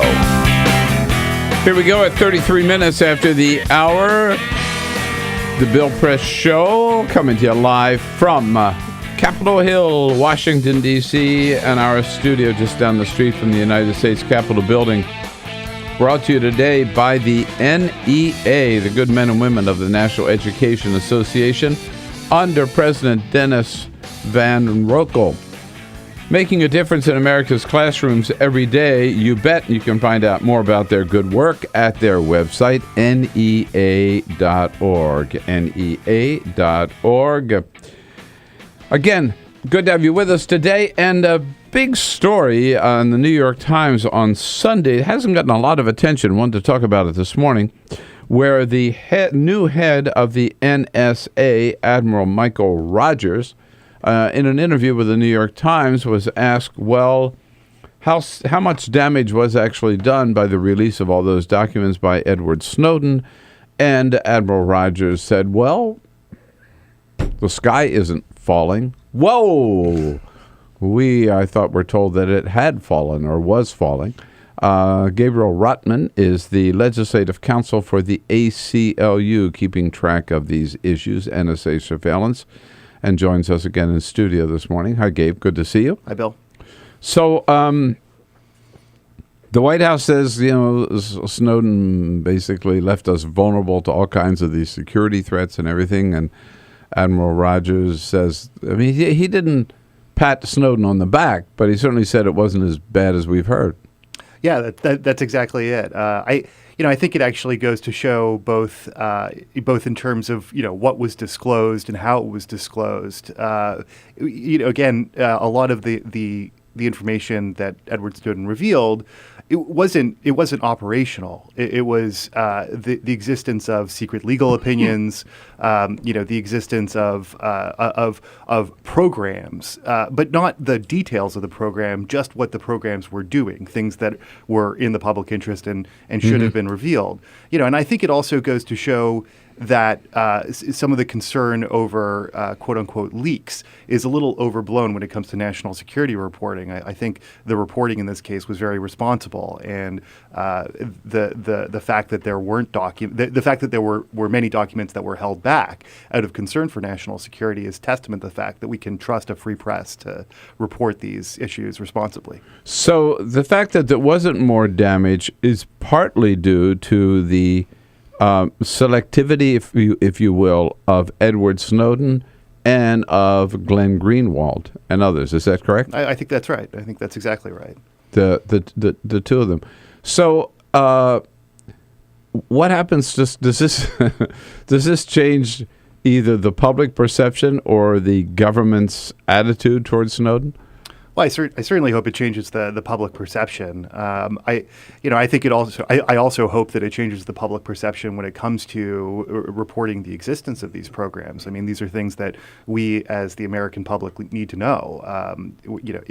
If in fact this kind of programmatic, indiscriminate surveillance of Americans and individuals overseas is occurring, these are things that we absolutely need to know. So I do hope that this change of tune does percolate in public opinion. But the fact, I guess, remains Snowden did break the law. I think that's a complicated question. Really? Well, in terms of whether I think that is. I mean, I'm a big supporter of his. Right. Right. I don't think I see him as a whistleblower and not as a traitor, but. I thought it was just sort of accepted. These are documents that were national security documents that he had taken a pledge not to release, and he did release them. Well, I think the legal issues are relative. I think the legal issues are not relatively; they are complex. The policy question in terms of whether the documents were released in the public, whether the information disclosed was in the public interest, I think that's indisputable. Indisputable. I think so. I would agree. But I don't understand is why you think there's a question about whether or not he broke the law. Again, these are the actual legal questions. Put it this way, and I'm not a lawyer. I'm not trying to play law with you. But under what circumstances would it be okay to break the law to release these documents?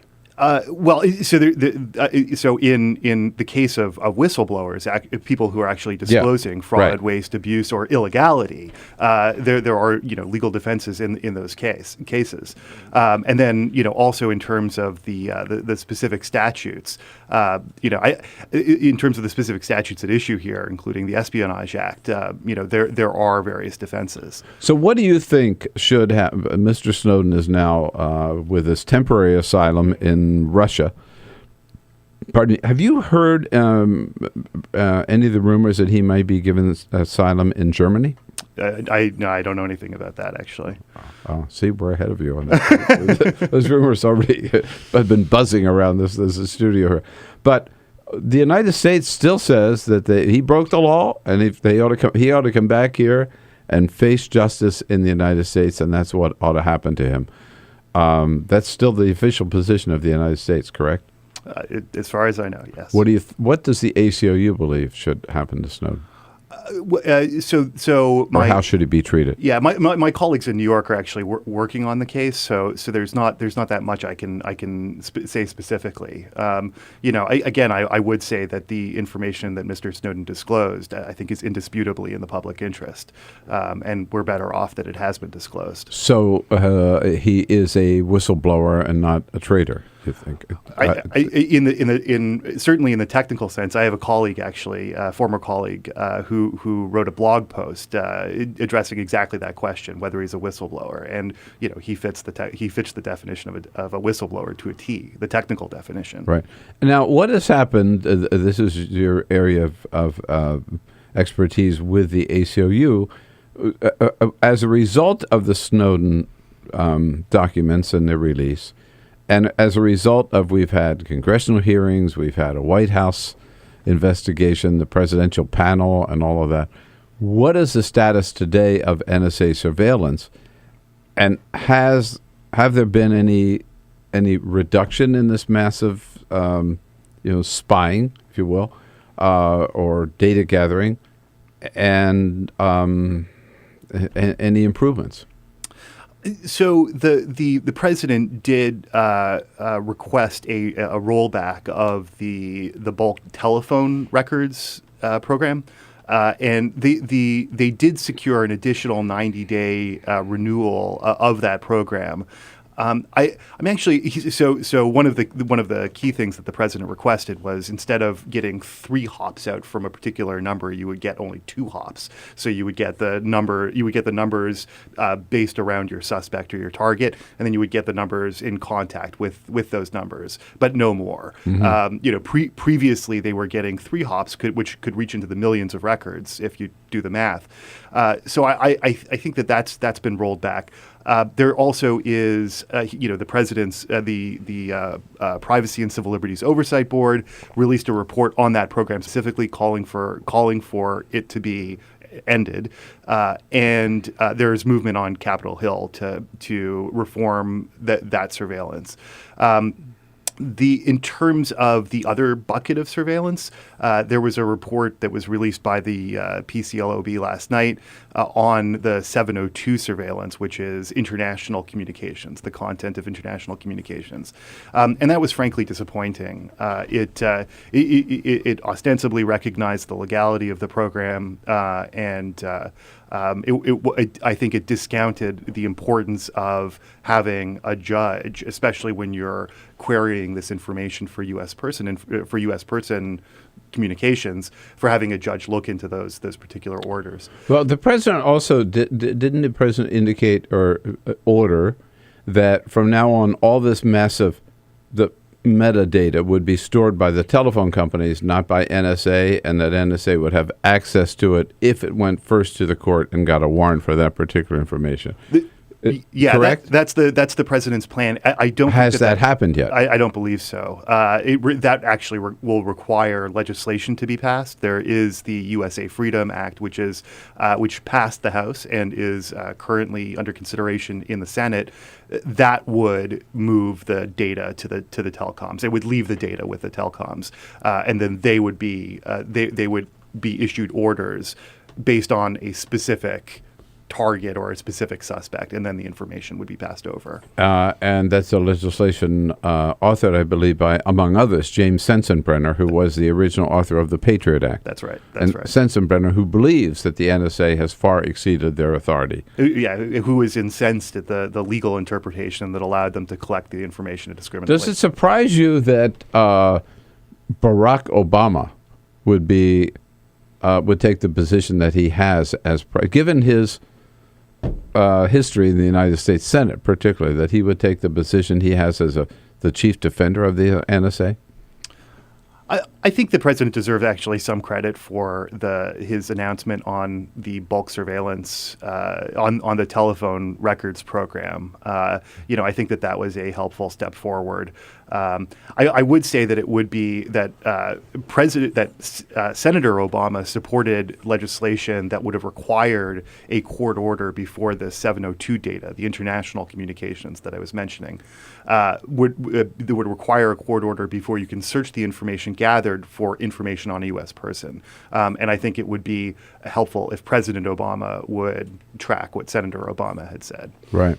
So Edward Snowden, a new look at Edward Snowden on the part of, again, the new head of the NSA, certainly taking a different public approach toward the possible damage done by Snowden's disclosure than the former head of the NSA or the White House, for that matter. Discussing that with Gabriel Rottman here from the ACLU. Does this change your opinion of Snowden? 866-55-PRESS. We'll be right back, continue our conversation. Your call's welcome. This is the Bill Press Show.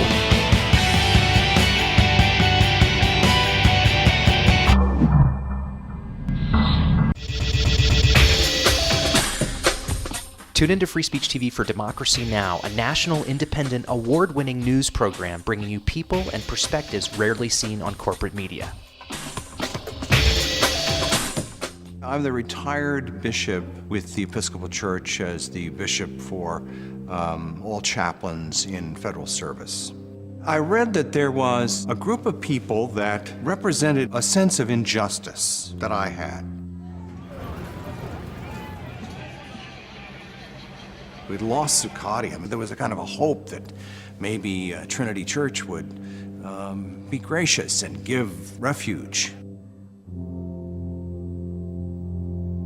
We picked this day where we would gather and demonstrate that Trinity was closing its ears to what was happening. We marched around the block, and I realized that, my goodness, they're carrying a ladder. And I thought, well, this is the moment.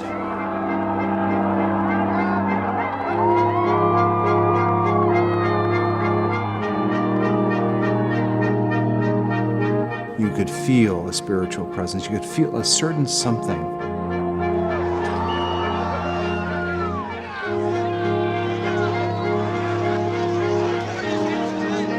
And then the cops came in. It got brutal. I'm with you right here. Robin, I'm here.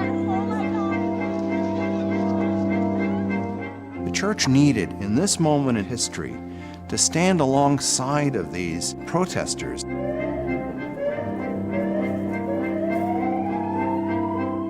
truth of Christ is found in the pews, is found in the institutional church, but it is also found in the streets. It's found in the honesty and the integrity, the insistence of people that you find in Occupy Wall Street.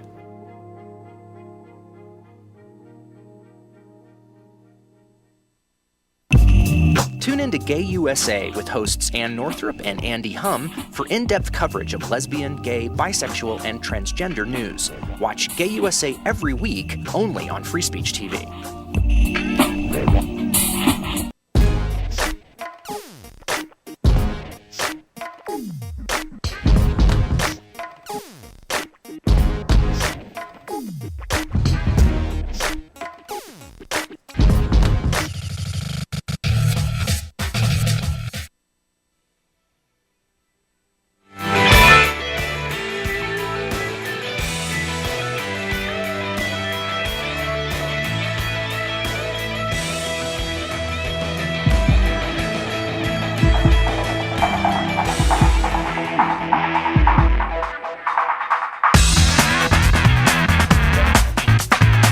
On your radio, on TV, and online.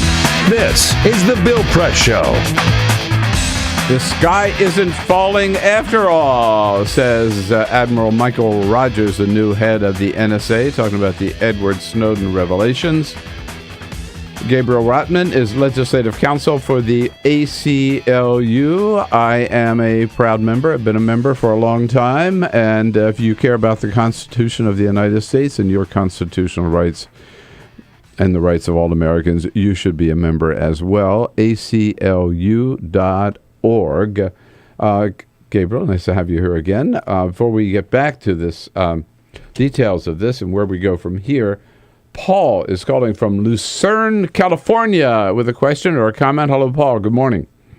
Good morning. Yeah, what's up? If Edward Snowden took an oath to the Constitution, when I was in the Army, we took an oath that said he had to obey all lawful orders. Well, what they're doing is unlawful, for therefore he did not break no law. He actually obeyed the law by obeying his oath. I don't understand. Do you follow that, Gabe? You're saying he did not break the law because he followed his oath, which was to obey all lawful orders. Right. Right? Right. So the question is whether the surveillance programs were unlawful. I got it. Right.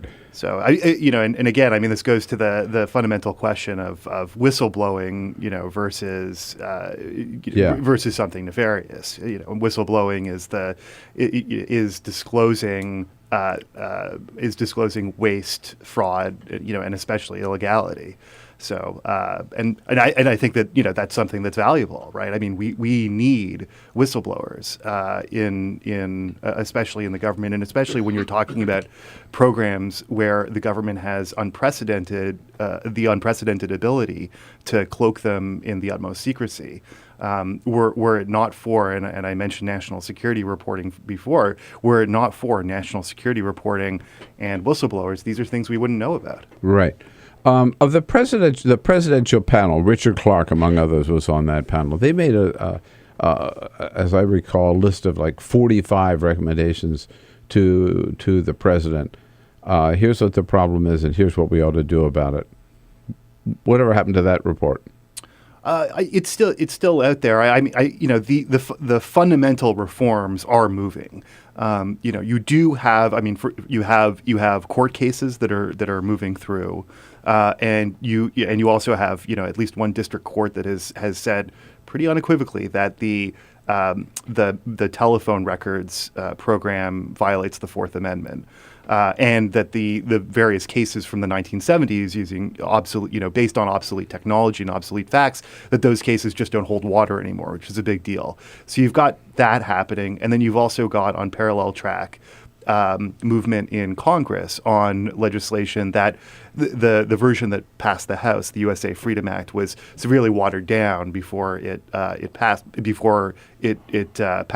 full floor. But the version in the Senate is currently under consideration, and I think that there's some hope that it will be improved. So things are happening. It's just a little slow. All right. So all the people who defend this massive collection of data, from Senator Feinstein to President Obama, say that it's all necessary to keep us safe, right? Given what we know now, but all this data that we've collected since 9/11, I guess, which is really when it started. How effective has it been in preventing acts of terrorism? Do we have any evidence that it has been effective at all? So the Privacy and Civil Liberties Oversight Board, which is a government body appointed by Congress, they looked into the Section 215, the telephone records program, and they had, as far as we know, they had full access. Everybody was cleared, and they had access to all kinds of top secret information. They found that the program had not been instrumental in preventing any attack. Not even one. The only thing they found was that it may have been useful in identifying an individual who was sending $8,000 to Al-Shabaab. That was the only thing they found. Yeah, and we have basically surrendered our Fourth Amendment right of privacy for that one little transfer of $8,000. I think a right of privacy is worth a little more than that. So's the U.S. Constitution. That's why we need the ACLU on the case, I got to tell you. So glad you're there. Thanks, Gabe. Thanks so much. And thanks for coming in this morning. My pleasure. Thanks so much, Bill. So Edward Snowden, he's a whistleblower. Let's bring him back to the United States and let him get another job and thank him for what he did and not try to throw him in prison for the rest of his life. That's my humble opinion on the issue. And I'll be back and tell you what the president's up to today. Busy day at the White House. Thank you. This is the Bill Press Show.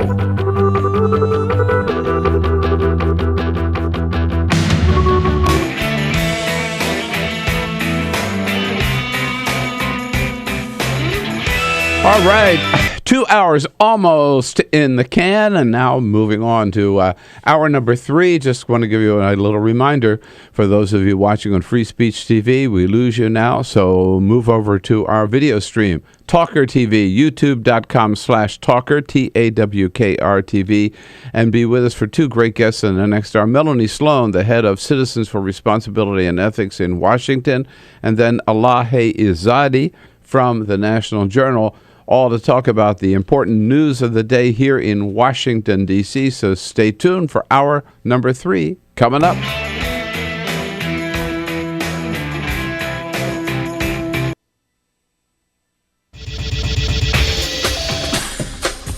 Tune into Free Speech TV for Democracy Now!, a national, independent, award-winning news program bringing you people and perspectives rarely seen on corporate media.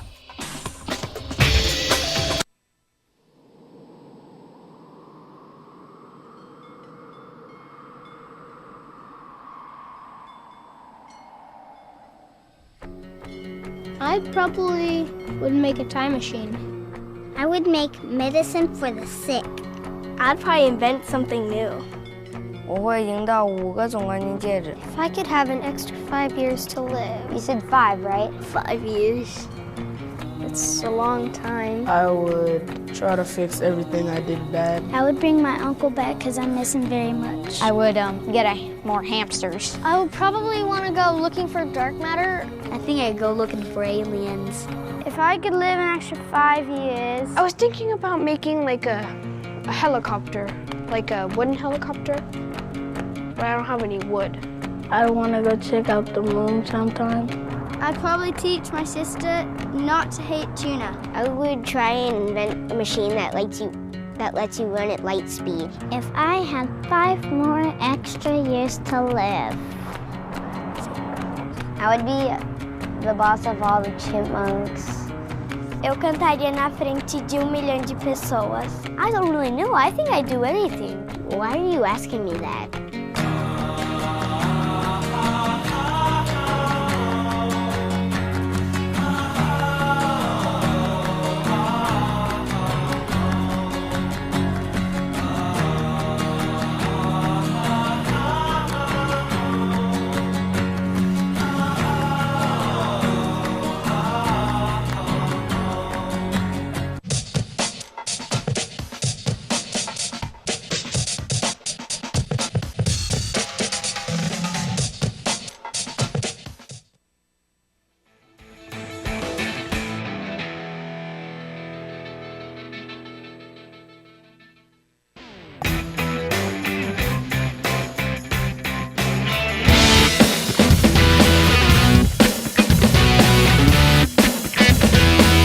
This is the Bill Press Show. Okay, who says that Congress can't get anything done? I mean, anybody who says they're do nothing Congress, no, they did something this week. I guess last week, just before they got out of town, very quietly, they got rid of a rule that says they have to report how many trips they take and how much they cost and who pays for them. We'll find out all about that at the top of the next hour with Melanie Sloan from CREW, Citizens for Responsibility and Ethics in Washington. And then Elahe Izadi joins us from the National Journal to talk about the president's new initiatives on immigration. Meanwhile, at the White House today, the president and the vice president will be meeting with a group of economists. He had a lunch meeting like this last week as well, bringing a different group of economists back to the family dining room off the state dining room there at on the first level of the White House, for a meeting just to talk about what's going on with the economy and new jobs and new possible initiatives. Then the two of them meet with the Secretary of the Treasury, Jack Lew, a little bit later in the afternoon. They get the daily briefing at 4:50, and we have our press briefing with Josh Earnest at 12:30. This is the Bill Press Show.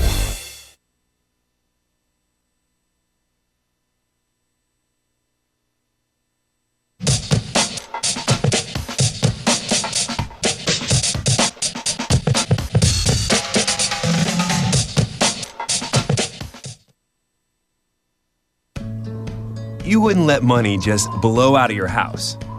So when your AC or heater is on, make sure the doors, windows, and fireplace flue are shut tight. If you're headed out, turn down the AC or lower the heat by 10 degrees. And always keep your water heater set at 120. A little bit of common sense goes a long way. Get more great tips at energysaver.gov. So, I'm kind of new here, but I've noticed a trend. My human does this funny thing where she goes around and gets all my toys, and then she hides them in that basket by the door.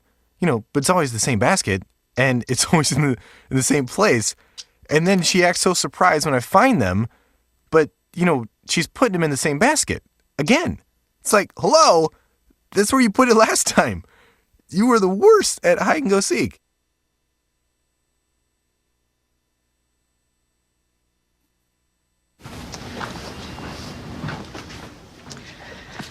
All right. I know this isn't any fun to talk about, but we should. Okay. So who's going to do what? I'll pack the dead batteries. Great. I'll only put what I don't need into a duffel bag. Perfect. That's totally unhelpful. No problem. Meanwhile, I will try to comfort everyone by speaking in a calm voice. And I'll try to get the generator going without any gas. Oh, let's not forget the cell phones, which probably won't work. Right. And who is going to handle supplies? I can forget to do a list for us. Thanks, pal. Well, I think we couldn't be any less prepared. I'm proud of you guys. Talk to your kids about who to call, where to meet, what to pack. Visit ready.gov/kids for tips and information. I'm the retired bishop with the Episcopal Church as the bishop for all chaplains in federal service. I read that there was a group of people that represented a sense of injustice that I had. We'd lost Zuccotti. There was a kind of a hope that maybe Trinity Church would be gracious and give refuge.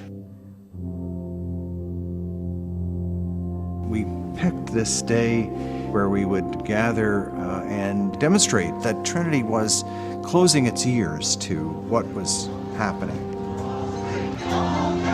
We marched around the block, and I realized that, my goodness, they're carrying a ladder. And I thought, well, this is the moment.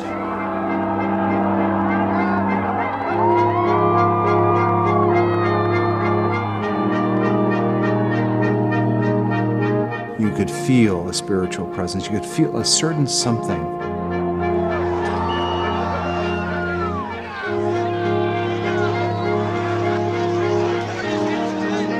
And then the cops came in.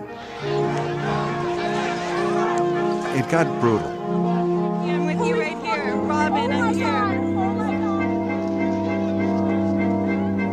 The church needed, in this moment in history, to stand alongside of these protesters.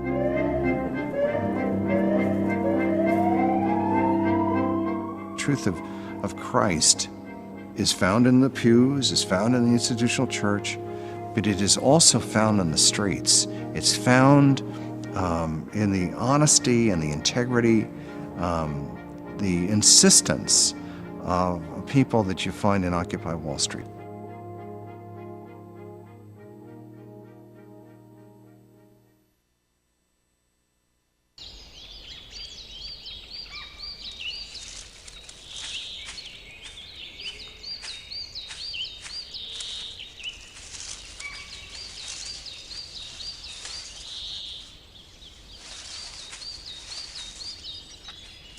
At Earth Justice, we defend the environment in the courtroom.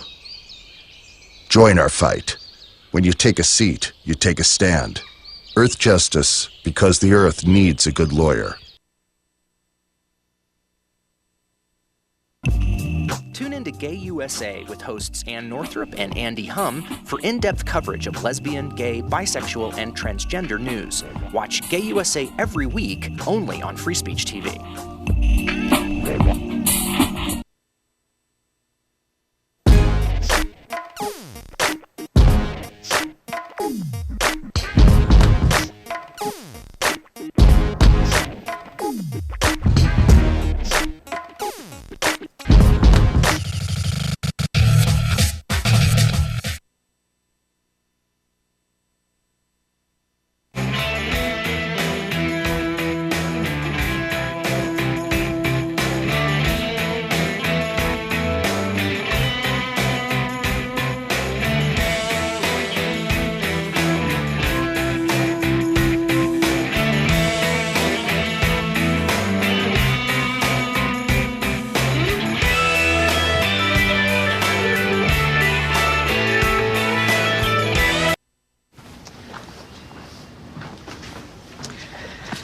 All right. I know this isn't any fun to talk about, but we should. Okay. So who's going to do what? I'll pack the dead batteries. Great. I'll only put what I don't need into a duffel bag. Perfect. That's totally unhelpful. No problem. Meanwhile, I will try to comfort everyone by speaking in a calm voice. And I'll try to get the generator going without any gas. Oh, let's not forget the cell phones, which probably won't work. Right. And who is going to handle supplies? I can forget to do a list for us. Thanks, pal. Well, I think we couldn't be any less prepared. I'm proud of you guys. Talk to your kids about who to call, where to meet, what to pack. Visit ready.gov/kids for tips and information.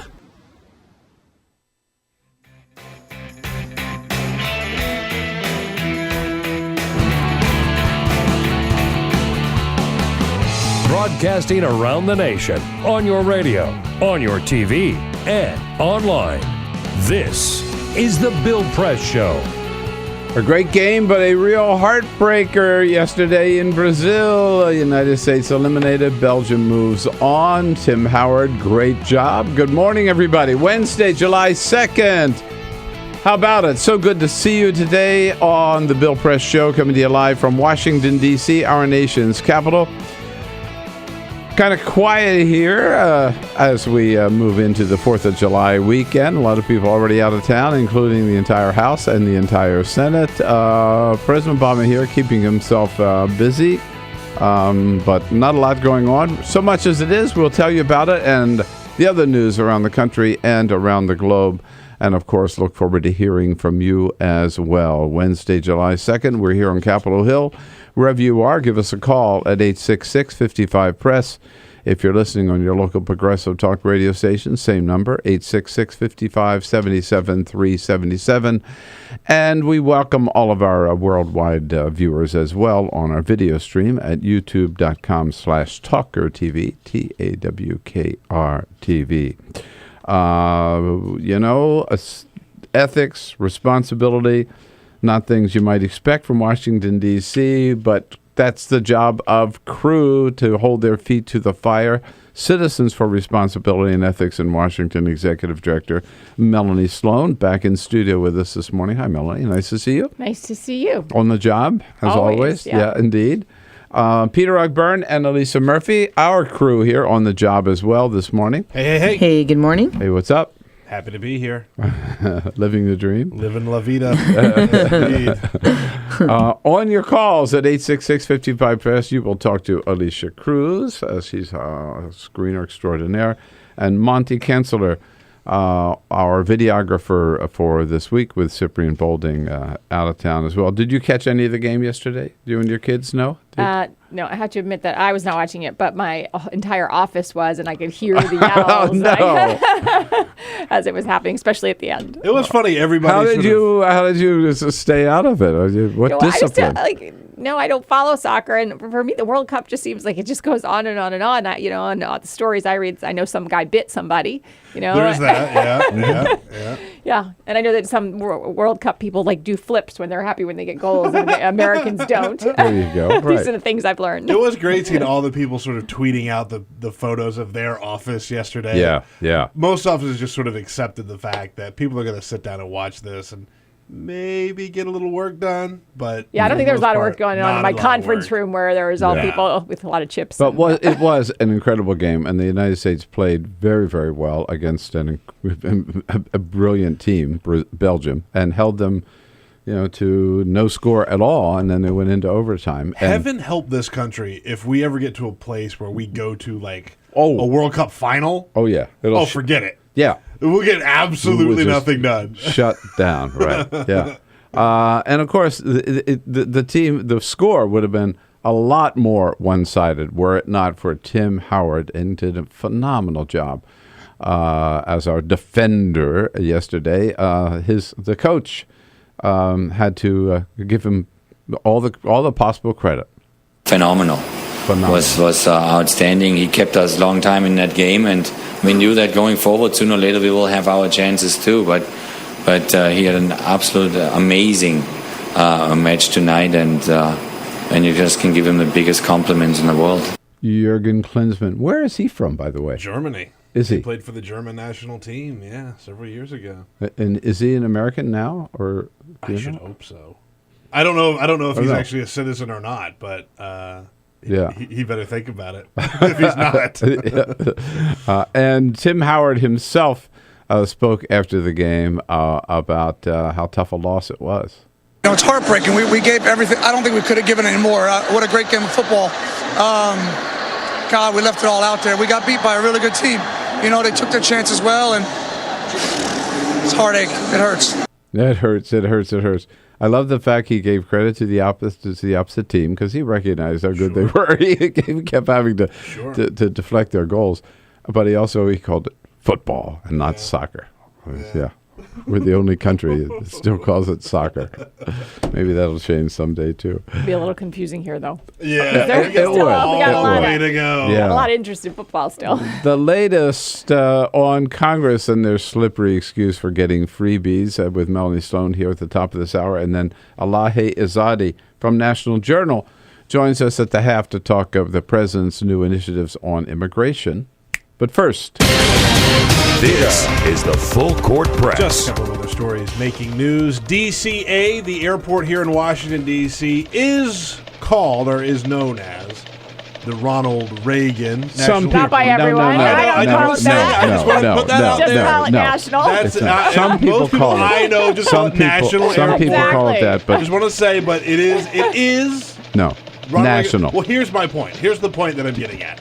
While some people call it Ronald Reagan National Airport, there is a petition this morning to rename it the Tim Howard National Airport. You can sign on the petitions, the change.gov, the White House petition website. You could go on. Again, you need 100,000 signatures. As of now, there are 2,000 signatures, just over 2,000. We've tweeted out a link.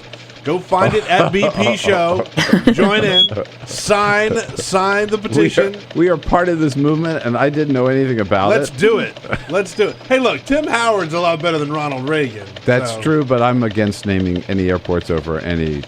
Okay, seriously, got it. Yeah, you got it. Better Tim Howard than Ronald, but National Airport is fine with me. National Airport right? is what I call it. Absolutely. Jeremy Meeks, you might remember Jeremy Meeks. He's the convict, the guy that was arrested, and his mugshot sort of went viral last week because he's such an attractive man. People were saying, I saw it's amazing that this guy was locked up, and this mugshot went because crooks can't be good looking worldwide, and people were going, "Oh my God, look at how beautiful this guy is." Well, he has some good news. He has been given, according to TMZ, he has been given a $30,000 modeling contract once he gets out of jail. So, some good news. Maybe crime does pay. Well, why does he have to wait till he gets out of jail? They can take his picture and mugshot in the jail. That's a good point. Well, right? He's currently being held a $900,000 bail on 11 felony crimes. And what product will he be advertising? That's a good question. What's he modeling for, right? A security system of sorts? Yeah. Yeah, right. Yeah, exactly. And while the United States did not advance in the World Cup, we do have some other news about teams that did advance. Courts reporting that all of the soccer teams that banned sex for the World Cup have been eliminated. Oh, there you go. There's a lesson here. It proves the point. Germany, Netherlands, France, Brazil, Costa Rica all allowed sex. The United States was also one of them. Allowed sex during the World Cup. They were all moving. They've all moved forward except for the United States. The ones that banned sex, Russia, Bosnia, Chile, Mexico, all out. They're the ones who went on record and said no sex for our players. I report, you decide. Case put closed. Put one in the win column for sex. Exactly. All right. This is why the World Cup has gotten so much attention, perhaps. Right. It is. Now, the latest on Congress is, so tell us, as I just saw the quick headline, so we wanted in today to explain this to us. Congress has somehow done away with the obligation to report on the trips that members take? Well, it's slightly more complicated than that. I thought so. Okay. It usually so, yes. There are basically two places where members of Congress report their privately funded travel: on their personal financial disclosure forms and on another form that goes to the clerk of the House. In what they claimed was just an effort to be more efficient and eliminate duplication, because we all know Congress hates duplication in all other contexts. Yeah, right. They said you no longer have to report your personal travel on your personal financial disclosure forms. And they did that secretly without talking to anybody, without telling anybody months ago. The House Ethics Committee made that change, not totally in secret. It was reported by Shane Goldmacher at the National Journal earlier this week. Just this week. It's like, that's why I thought it happened this week. And right. I was thinking, they're not even in session. How could it happen this right. week? So they did it months ago, but kept it quiet. And the reason that it does matter is most people, like watchdogs, for example, look most closely at those personal financial disclosure forms. And there's been a lot of inconsistency now because they changed this rule, but they didn't tell anybody they were changing this rule. Some members have been including travel on their personal financial disclosure forms, and some have not. But the real problem, of course, is that the Ethics Committee, which nobody trusts to do anything right, because if they do anything at all, it's covering up for members of Congress, as we've seen in just a number of cases recently.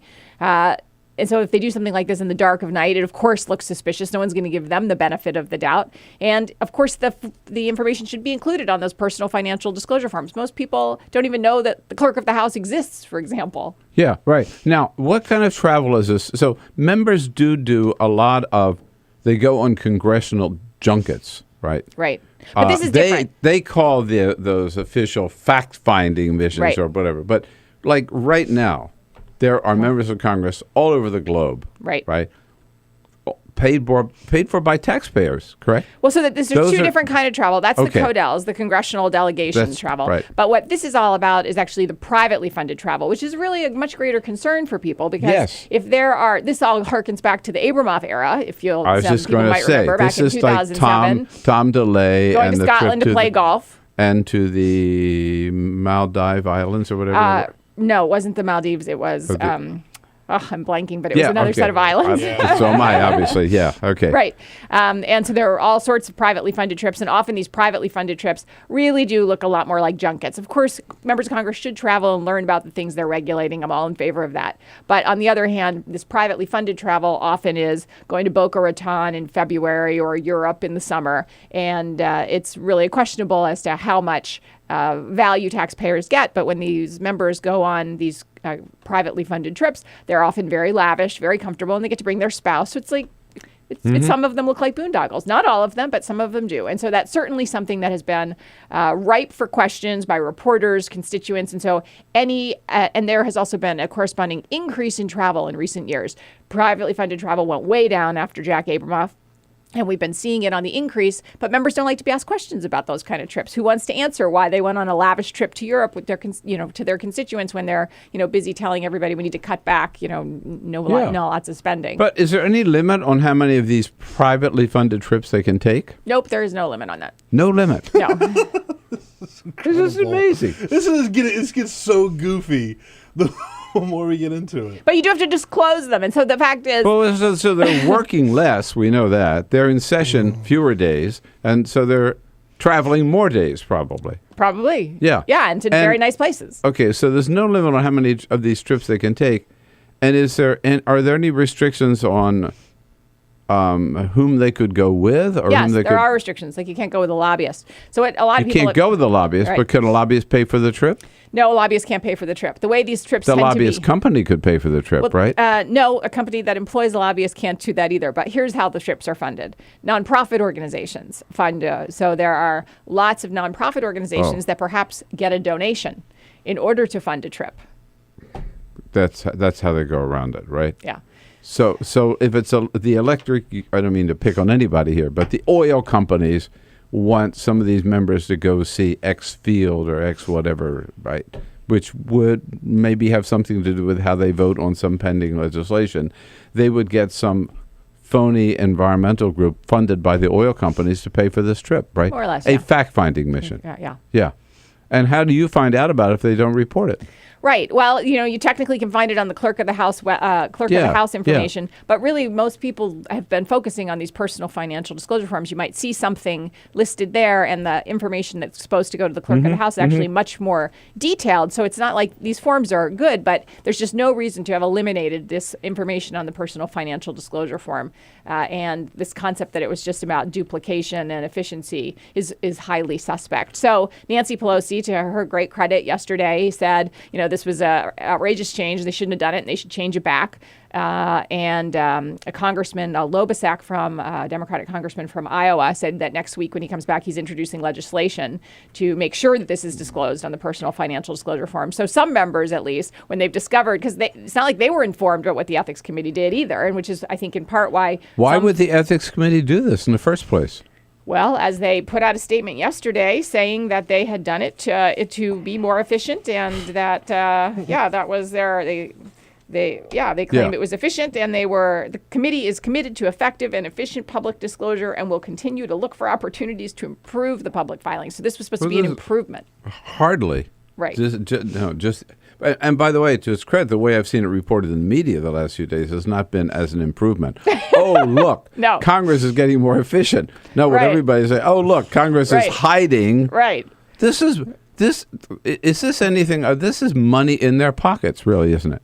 Yes, it helps. Yes, of course. Right? Like that's a $30,000 trip to Europe for the member and their spouse. I mean, it may not be money in their pockets to pay for, in addition to their house, but it's money in their pockets to pay for a pretty fine.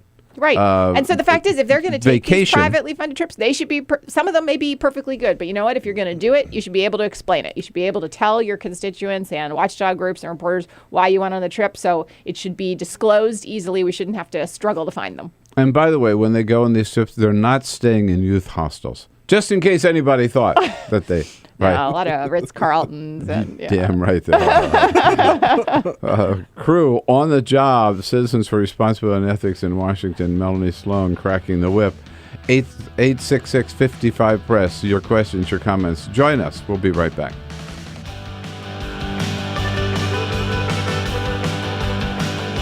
This is the Bill Press Show.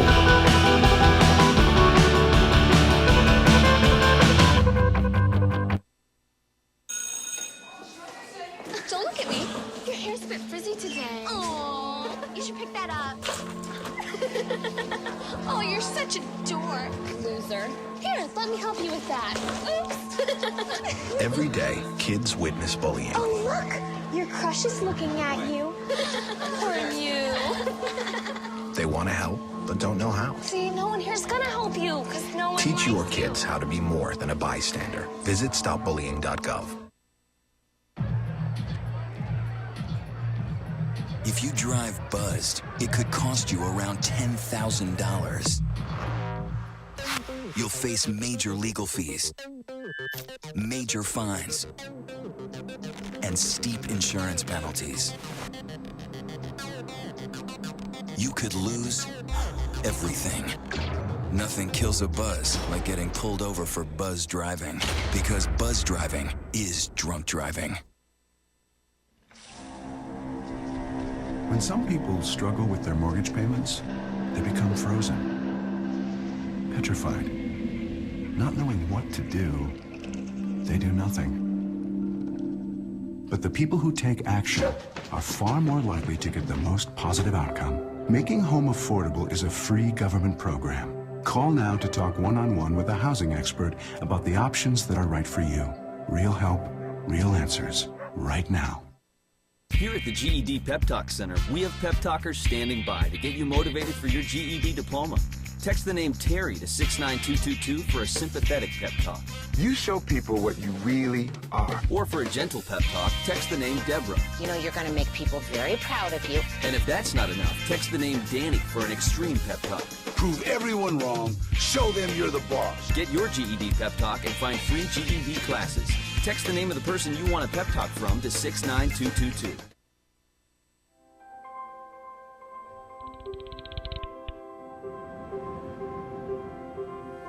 Did you see the world differently?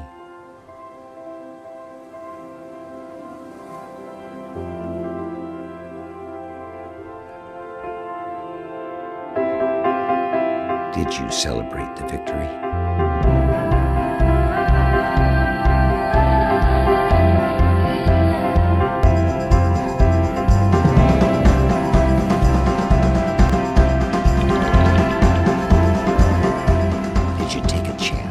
So today, I state clearly and with conviction America's commitment to seek the peace and security of a world without nuclear weapons.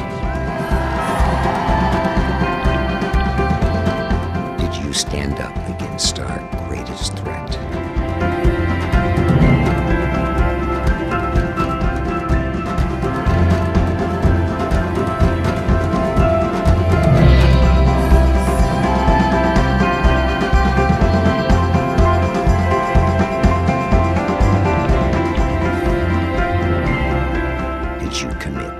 Change the world.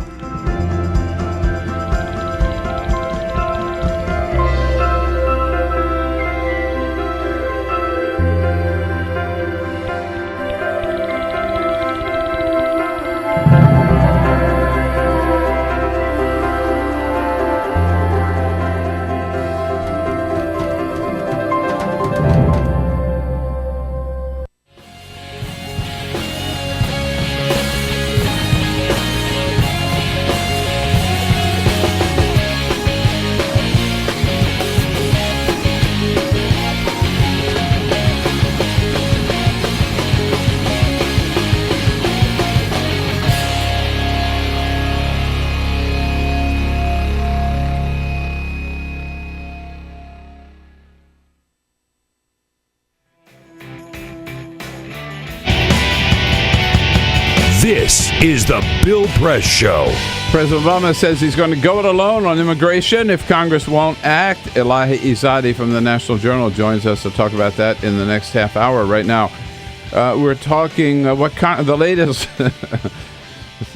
dirty tricks by Congress here with Melanie Sloan, the head of Citizens for Responsibility and Ethics in Washington. It's citizensforethics.org is the website. Check it out. An organization you should know about and support because of the good work they do here in Washington. So on a related issue, the kissing congressman, Melanie, he said he was not going to run, and now he is going to run again. He is going to run Vance again. McAllister. And I think this has got to be giving the Republican Party huge headaches because in addition to having been caught kissing a staffer, and there's videotape of that, after that, a few weeks ago, McAllister gave a speech in Louisiana where he was just talking about the way Congress operates, and he explained that another member from Louisiana had told him that if he voted a certain way on a bill affecting, I think it was the Bureau of Land Management, then he would get a $1,200 contribution. And so he should vote that way. And I didn't seem to understand that if he was saying that he would vote in exchange for a campaign contribution, that could be bribery or at the very least an illegal gratuity, which is where somebody gives you some money to thank you for your vote. And that's completely illegal. So he then he continued in that speech saying, well, I voted that way and I didn't get the money and the other guy did get the money. And I asked him about it. And he said, oh, I wonder why you didn't get the money. So I thought, this was just reported as what it, and this was then reported by a Louisiana newspaper. And then it got picked up in roll call. But what was so interesting to me was, here it is. We have a member of Congress who is talking to the press saying, hey, somebody's I exchanged my vote for cash. Or I tried to. They didn't actually give me the money, but I tried to. And then there's a dead silence from the Public Integrity Section at the Department of Justice and from the House Ethics Committee. What is the Public Integrity Section for exactly if they're not going to investigate when a member of Congress says, hey, people are offering me cash for my vote? I got a bribe, yeah. And by the way, he should demand more than $1,200 at any rate. Melanie, nice to see you. This is the Bill Press Show.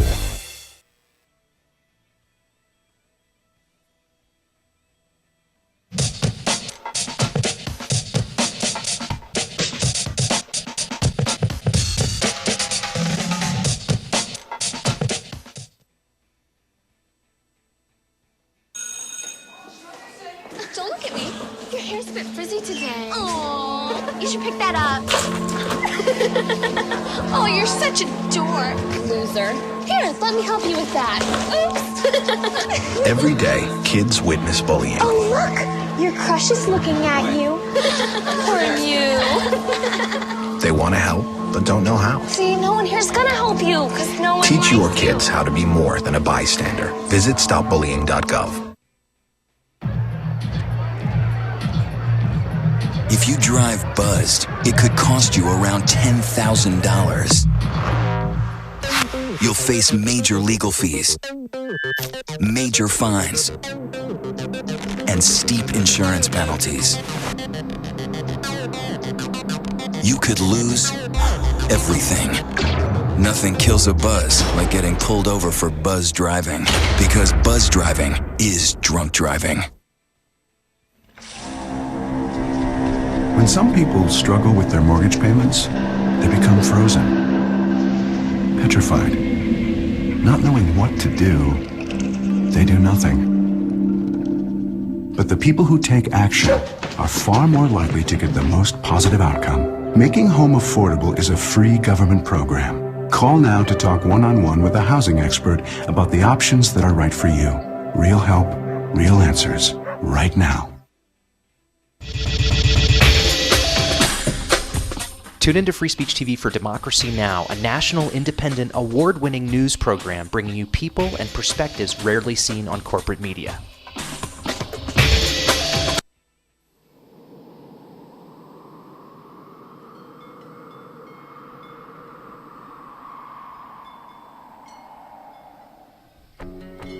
I probably would make a time machine. I would make medicine for the sick. I'd probably invent something new. 我会赢到5个总冠军戒指。 If I could have an extra 5 years to live. You said 5, right? 5 years.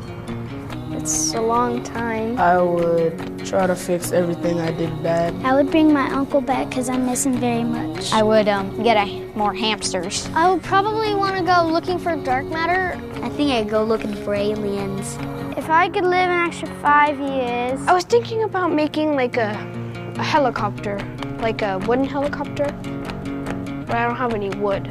I want to go check out the moon sometime. I'd probably teach my sister not to hate tuna. I would try and invent a machine that lets you run at light speed. If I had 5 more extra years to live, I would be the boss of all the chipmunks. Eu cantaria na frente de 1 milhão de pessoas. I don't really know. I think I'd do anything. Why are you asking me that?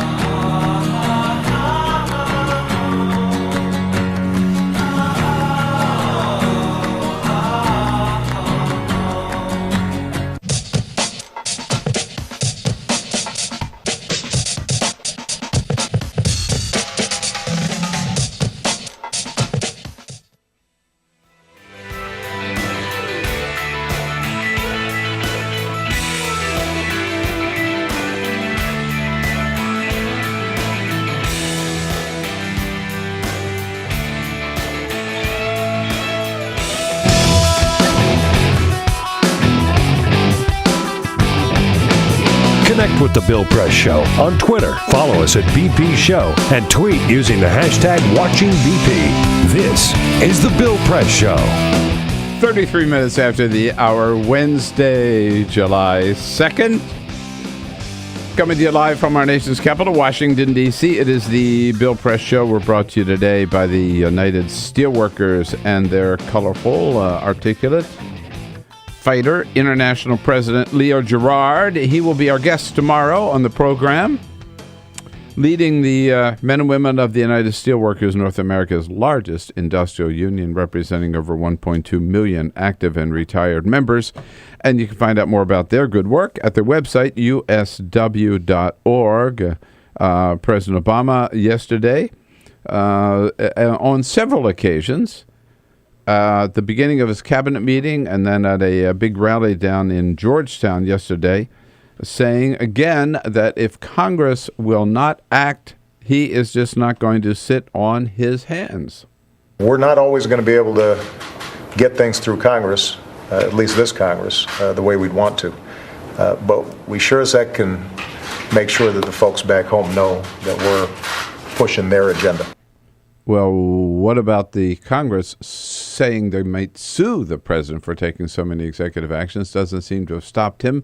Elahe Izadi from from the National Journal, staff correspondent, joins us in studio again this morning. Always good to have you back, Elahe. Good morning. Good morning to you. Thanks for having me. And congratulations. Thank I guess you. I just let the cat out of the bag. Yeah, it's out. It's okay. It's out. It's okay. Yeah. Moving to the Washington Post at the end of the month. Yeah, that's right. Will you still be able to come in and see us? Sure, if you'll have me. You know we will. We're Peter's iffy we're sort of about it. hipsterish about, like once you've been, Yeah, you're just like, Wash Poe's pretty mainstream. We liked her when she was cool. Yeah. Right. Back when she was underground. Yeah. We like the outliers more, than the. So I read this morning that when Josh Earnest, moved up from deputy press secretary to press secretary, he got a $37,000 raise. I hope the Washington Post. No comment, Bill. I'm trying to lean in, close my confidence gap, all that. No comment. That was a nice try, though. All right. I just hope they're treating you well there. That's all. What's the president up to?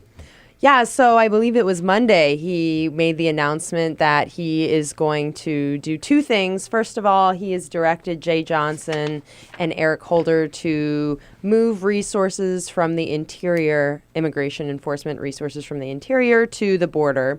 So that's kind of to deal with what's been going on with this crisis of unaccompanied minors coming across the border from primarily 3 Central American countries. And secondly, he's also told them that he wants the results of a review of actions he can take. He's told the people within the administration that he wants a list of things that he can do without Congress, and that he expects that by the end of the summer, and he will implement them with no further delay. Now, this is kind of expected. The White House had said initially that they were going to do this over the summer, but then they kind of kicked that deadline back to the end of August in order to give Republicans in the House more time to pass reform. But it's been very interesting because after Eric Cantor's loss, I spoke with a number of House Democrats who are members of the Congressional Hispanic Caucus who were kind of fed up with waiting. And they said, well, now with Cantor's loss, it's very clear that this isn't going to happen. And we need relief right now for deportation. So the president said he was going to do this, but the timeline hasn't altered much from what people had expected. But he also did say that the House Speaker John Boehner, said that they are not going to pass reform, which is this year, which is not surprising to anyone. But putting that line down, I guess, frees him up a bit. Okay, so it's a little complicated. But first of all, John Boehner did say last week, we talked a lot about this on the program, that when they come back in July, he's going to ask the House to approve a lawsuit against the President of the United States for exceeding his executive authority by passing so many executive actions. But John Boehner didn't specify exactly which ones he had a problem with. But the point is, I guess by what he has done in the last couple of days, President Obama is in effect saying to John Boehner, I don't care. Go ahead, sue me, right? Pretty much. And this threat of a lawsuit hasn't really slowed him down. No, and in fact, it's what is he going to do at this point? It's like whatever he does, it's still going to, that narrative is already there, and Republicans have already repeatedly accused him of doing this. So I think what's happening, I don't know, but I'm not in his head, but I think what's happening is there's an acknowledgement that they're not going to change their position. So no matter how much room we give them, nothing has changed. So I think the patience has run out, especially on the left. There have been a lot of immigration activists who have been pressuring the White House for a long time to do more on deportations. So I think it's just an acknowledgement that they've given all the space they can, and they need to also think of their base too. Right. Now, on that issue of deportations, it wasn't so long ago. The president was getting a lot of pressure, particularly from the immigrant community, Latino community, that he is the deporter in chief. I mean, he's deported. I forget now the numbers. I've talked about it here, but like 8 times more than George W. Bush did, or certainly maybe not that many, but he's deported many. Over 2 million is what they say. Over 2 million. Yeah. Many more than George W. Bush did, right? So he got so much pressure, and he did ask Jay Johnson to say, let's take a look at that. Are we doing the right thing? Meanwhile, so he's getting pressure for deporting too many. Then we heard about all these unaccompanied minors who are coming across the border, some 45,000, many of whom, if they're not from Mexico, are being kept in this country while they go through the process. Yeah. So now there are people on the right who are accusing him of not deporting enough people. Well, right? So he's sort of caught in between. What is his policy? To deport more or deport fewer? And actually, he's been caught in this for a long time because folks on the right, they don't believe that 2 million number, and comparing it to the record of George W. Bush is an accurate comparison, because what they say is that 2 million number captures people that would not have been captured in terms of how we count deportations under a previous administration. So even that 2 million number, they've taken issue with that from the beginning. So for them, he hasn't been strong enough. But you're right, for folks on the left, this idea of being deporter in chief, and that, look, we helped elect you as president, and now you are deporting record numbers. So he has been caught in the middle for a while, and I think it's just kind of come to a head, and he had to figure out where he was going to place himself. This border policy, at least we have the quote. This is the head of the. There were protests at the border yesterday, including one in San Diego, and this is an official of the Border Patrol Officers Union talking about how this process, again, for these kids works.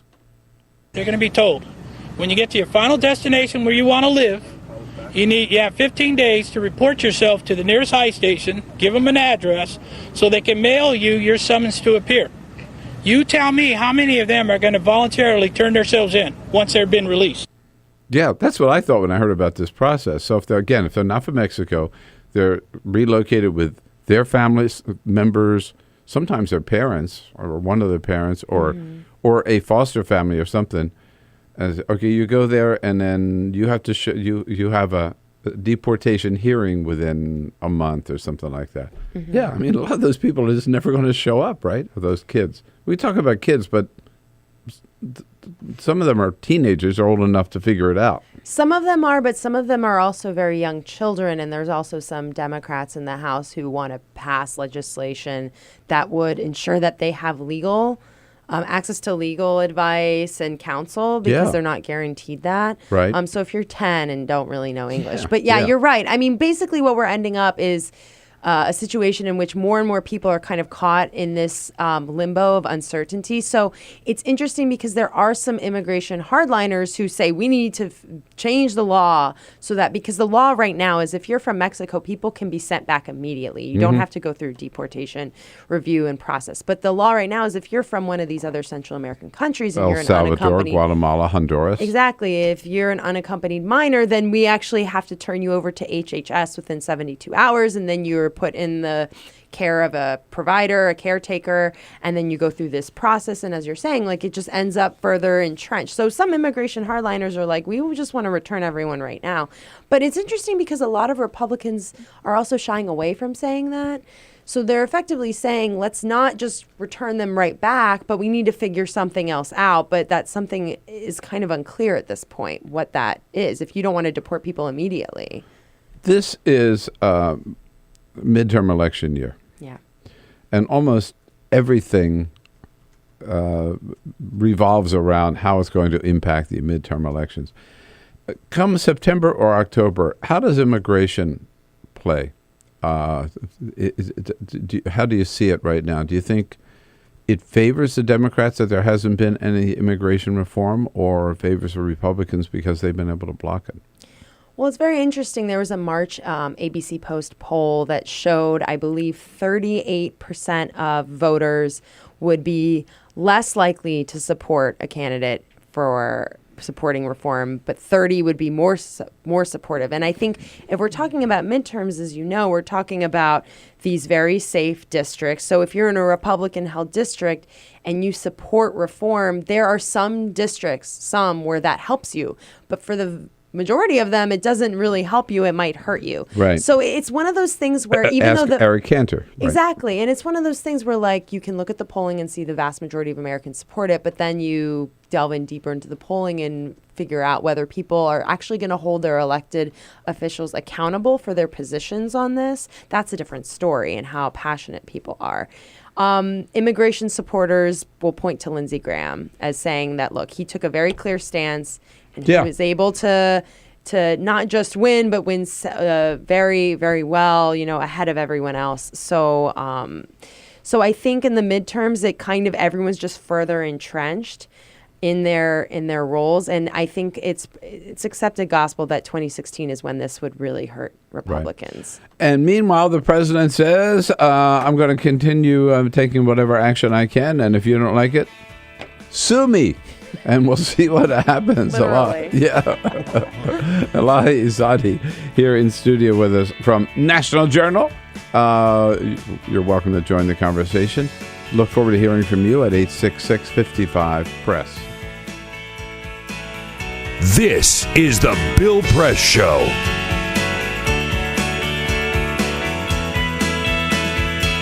This is my computer. This is your computer. Let's go on the internet. Let's go. Click it. Yes. Okay. I cursor in between the R and the E. Pressing down, I want you to just push the period. She's gonna love me all over again. That's it. Jamaica, here you go. Here we go. Good job. Thank you. Thank you. And I did it by myself. Feel smarter. So, I'm kind of new here, but I've noticed a trend. My human does this funny thing where she goes around and gets all my toys, and then she hides them in that basket by the door. But it's always the same basket, and it's always in the same place. And then she acts so surprised when I find them, but, she's putting them in the same basket. Again. It's like, hello, that's where you put it last time. You were the worst at hide and go seek.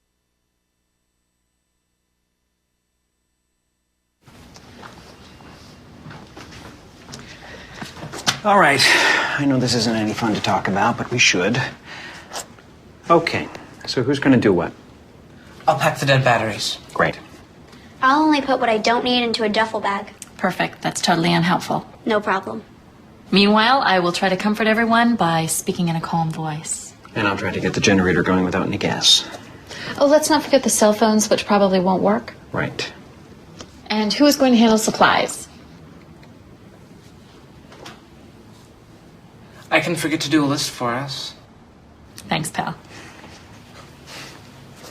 Well, I think we couldn't be any less prepared. I'm proud of you guys. Talk to your kids about who to call, where to meet, what to pack. Visit ready.gov/kids for tips and information. Hey, thanks for stopping by. I followed your character since the first episode. I'm a big fan. Big fan. Thank you. And listen, your storyline, it makes for incredible TV drama. Thing is, your drug use is very adult content. Too adult for the kids. So I'm gonna have to block you. Oh, man. Yeah. Well, have a good one. You're a nice lady.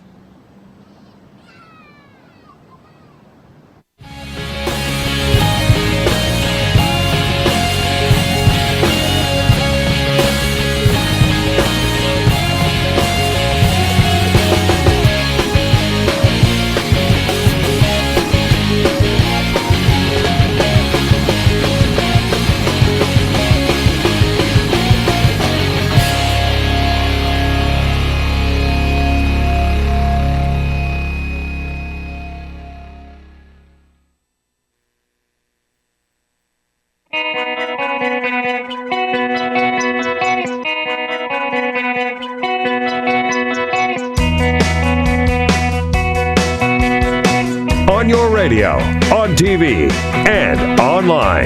This is The Bill Press Show. With the National Journal about to move to the Washington Post, Elahe Izadi in studio with us here talking about President Obama's.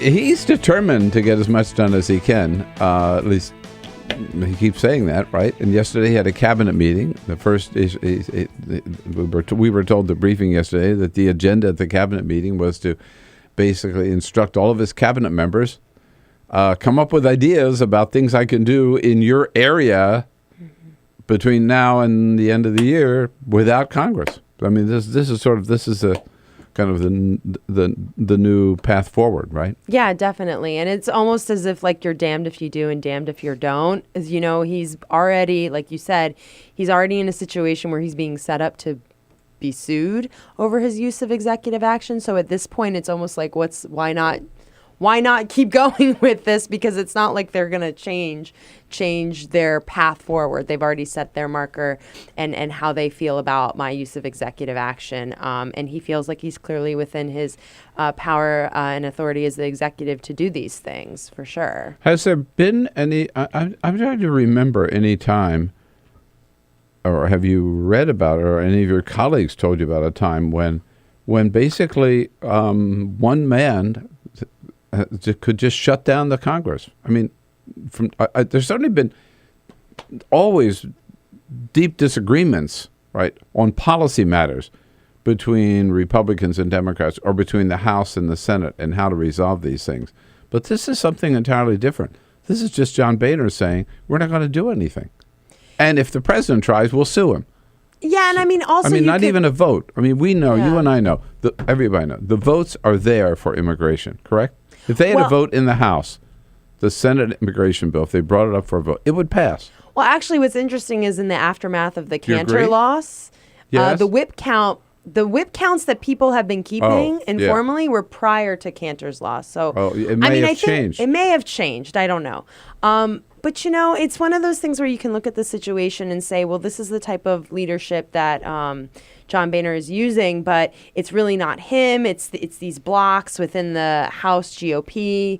And can we really blame him for not bringing something that his whole conference doesn't agree with? So, I mean, you can look at it from a number of different angles. Yes is the answer to that. Yes. Yes, are you happy? No. But all I'm saying is, I mean, it used to be, okay, so the Senate tackles an issue like this. They get, 14 Republicans or so, whatever. 68 total. To vote for it, for immigration reform, right? And they send it over to the House. And again, the way it used to work, all right, then the House tackles it. And they change it this way or that way or whatever. And then they bring it up to a vote. And then we end up with something in between, and the two houses have to work it out. Yeah. Now, the system is the Senate passes something, and John says, I don't care. We're not even going to vote for it. And that's been true on immigration reform, on unemployment insurance, on minimum wage, on climate change, on everything. Well, I think what's different about immigration reform and these other issues you just mentioned is that immigration reform, in order for it to happen, and the way it did happen in the Senate, was it had to be very bipartisan. Yeah. And it's one of those issues. But it's been years since the Congress has been able to do anything on this. So immigration reform, I think, is one of the most complex, most difficult and complicated issues to get through the Congress, even though there's such wide support, public support for it. And, you know, immigration activists will also say, look, the president said he was going to do this in his first term, and he didn't do it when the Democrats controlled the Senate and the House. So it's not as if Democrats are wholly... For 2 years, but they did. But they did. They did. Instead of using his political capital for that, he used it for the Affordable Care Act. And Good he said point. that was a regret of his, that didn't happen during his first term, and that he pledged to make immigration reform a top priority this term. So there are a lot of factors at play here, and I think that immigration reform is one of those that, as opposed to the minimum wage where Republicans by and large just object to the policy, immigration reform, you have a lot of boosters who are very staunch conservatives, such as Lindsey Graham. Yeah, and even then, no, that's an excellent point. So all those things that we wish that he wishes he had done in those first 2 years, may be impossible to achieve, but that was the best shot for anything done.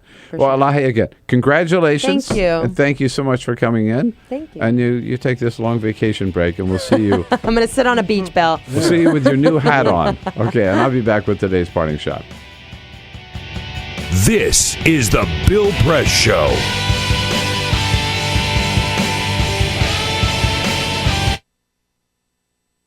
It is possible to read the history of this country as one long struggle to extend the liberties established in our Constitution to everyone in America.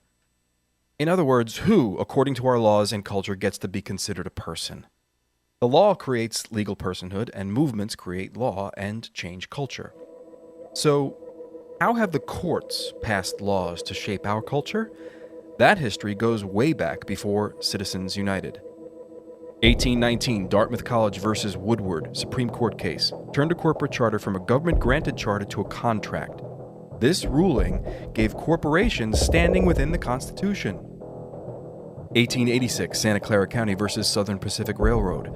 Though the court did not rule on corporate personhood, the decision was subsequently cited as a precedent to hold that a private corporation is entitled to the same 14th Amendment rights of due process and equal protection as human beings. This makes it impossible for us to make laws that treat local businesses any differently than giant multinational corporations, even if their business practices are deemed to be harmful to workers, the environment, and communities, or if they have a history of violating the law. Hale versus Henkel, 1906.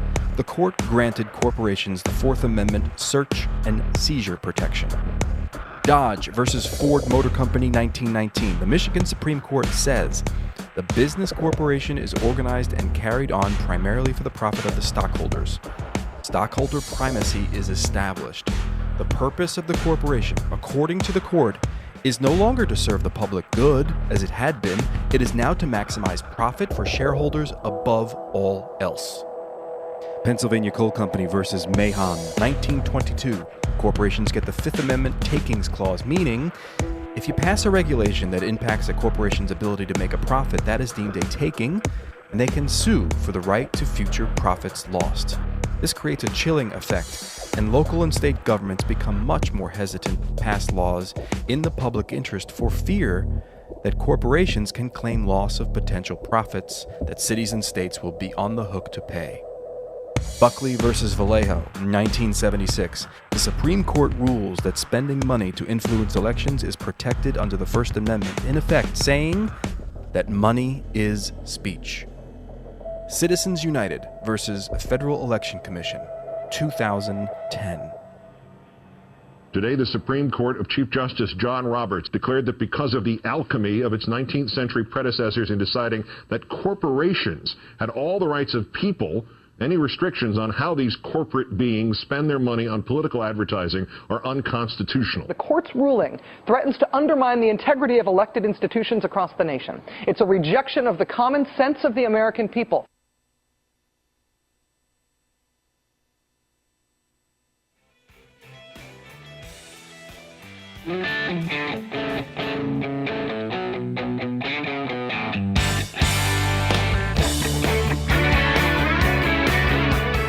The Parting Shot with Bill Press.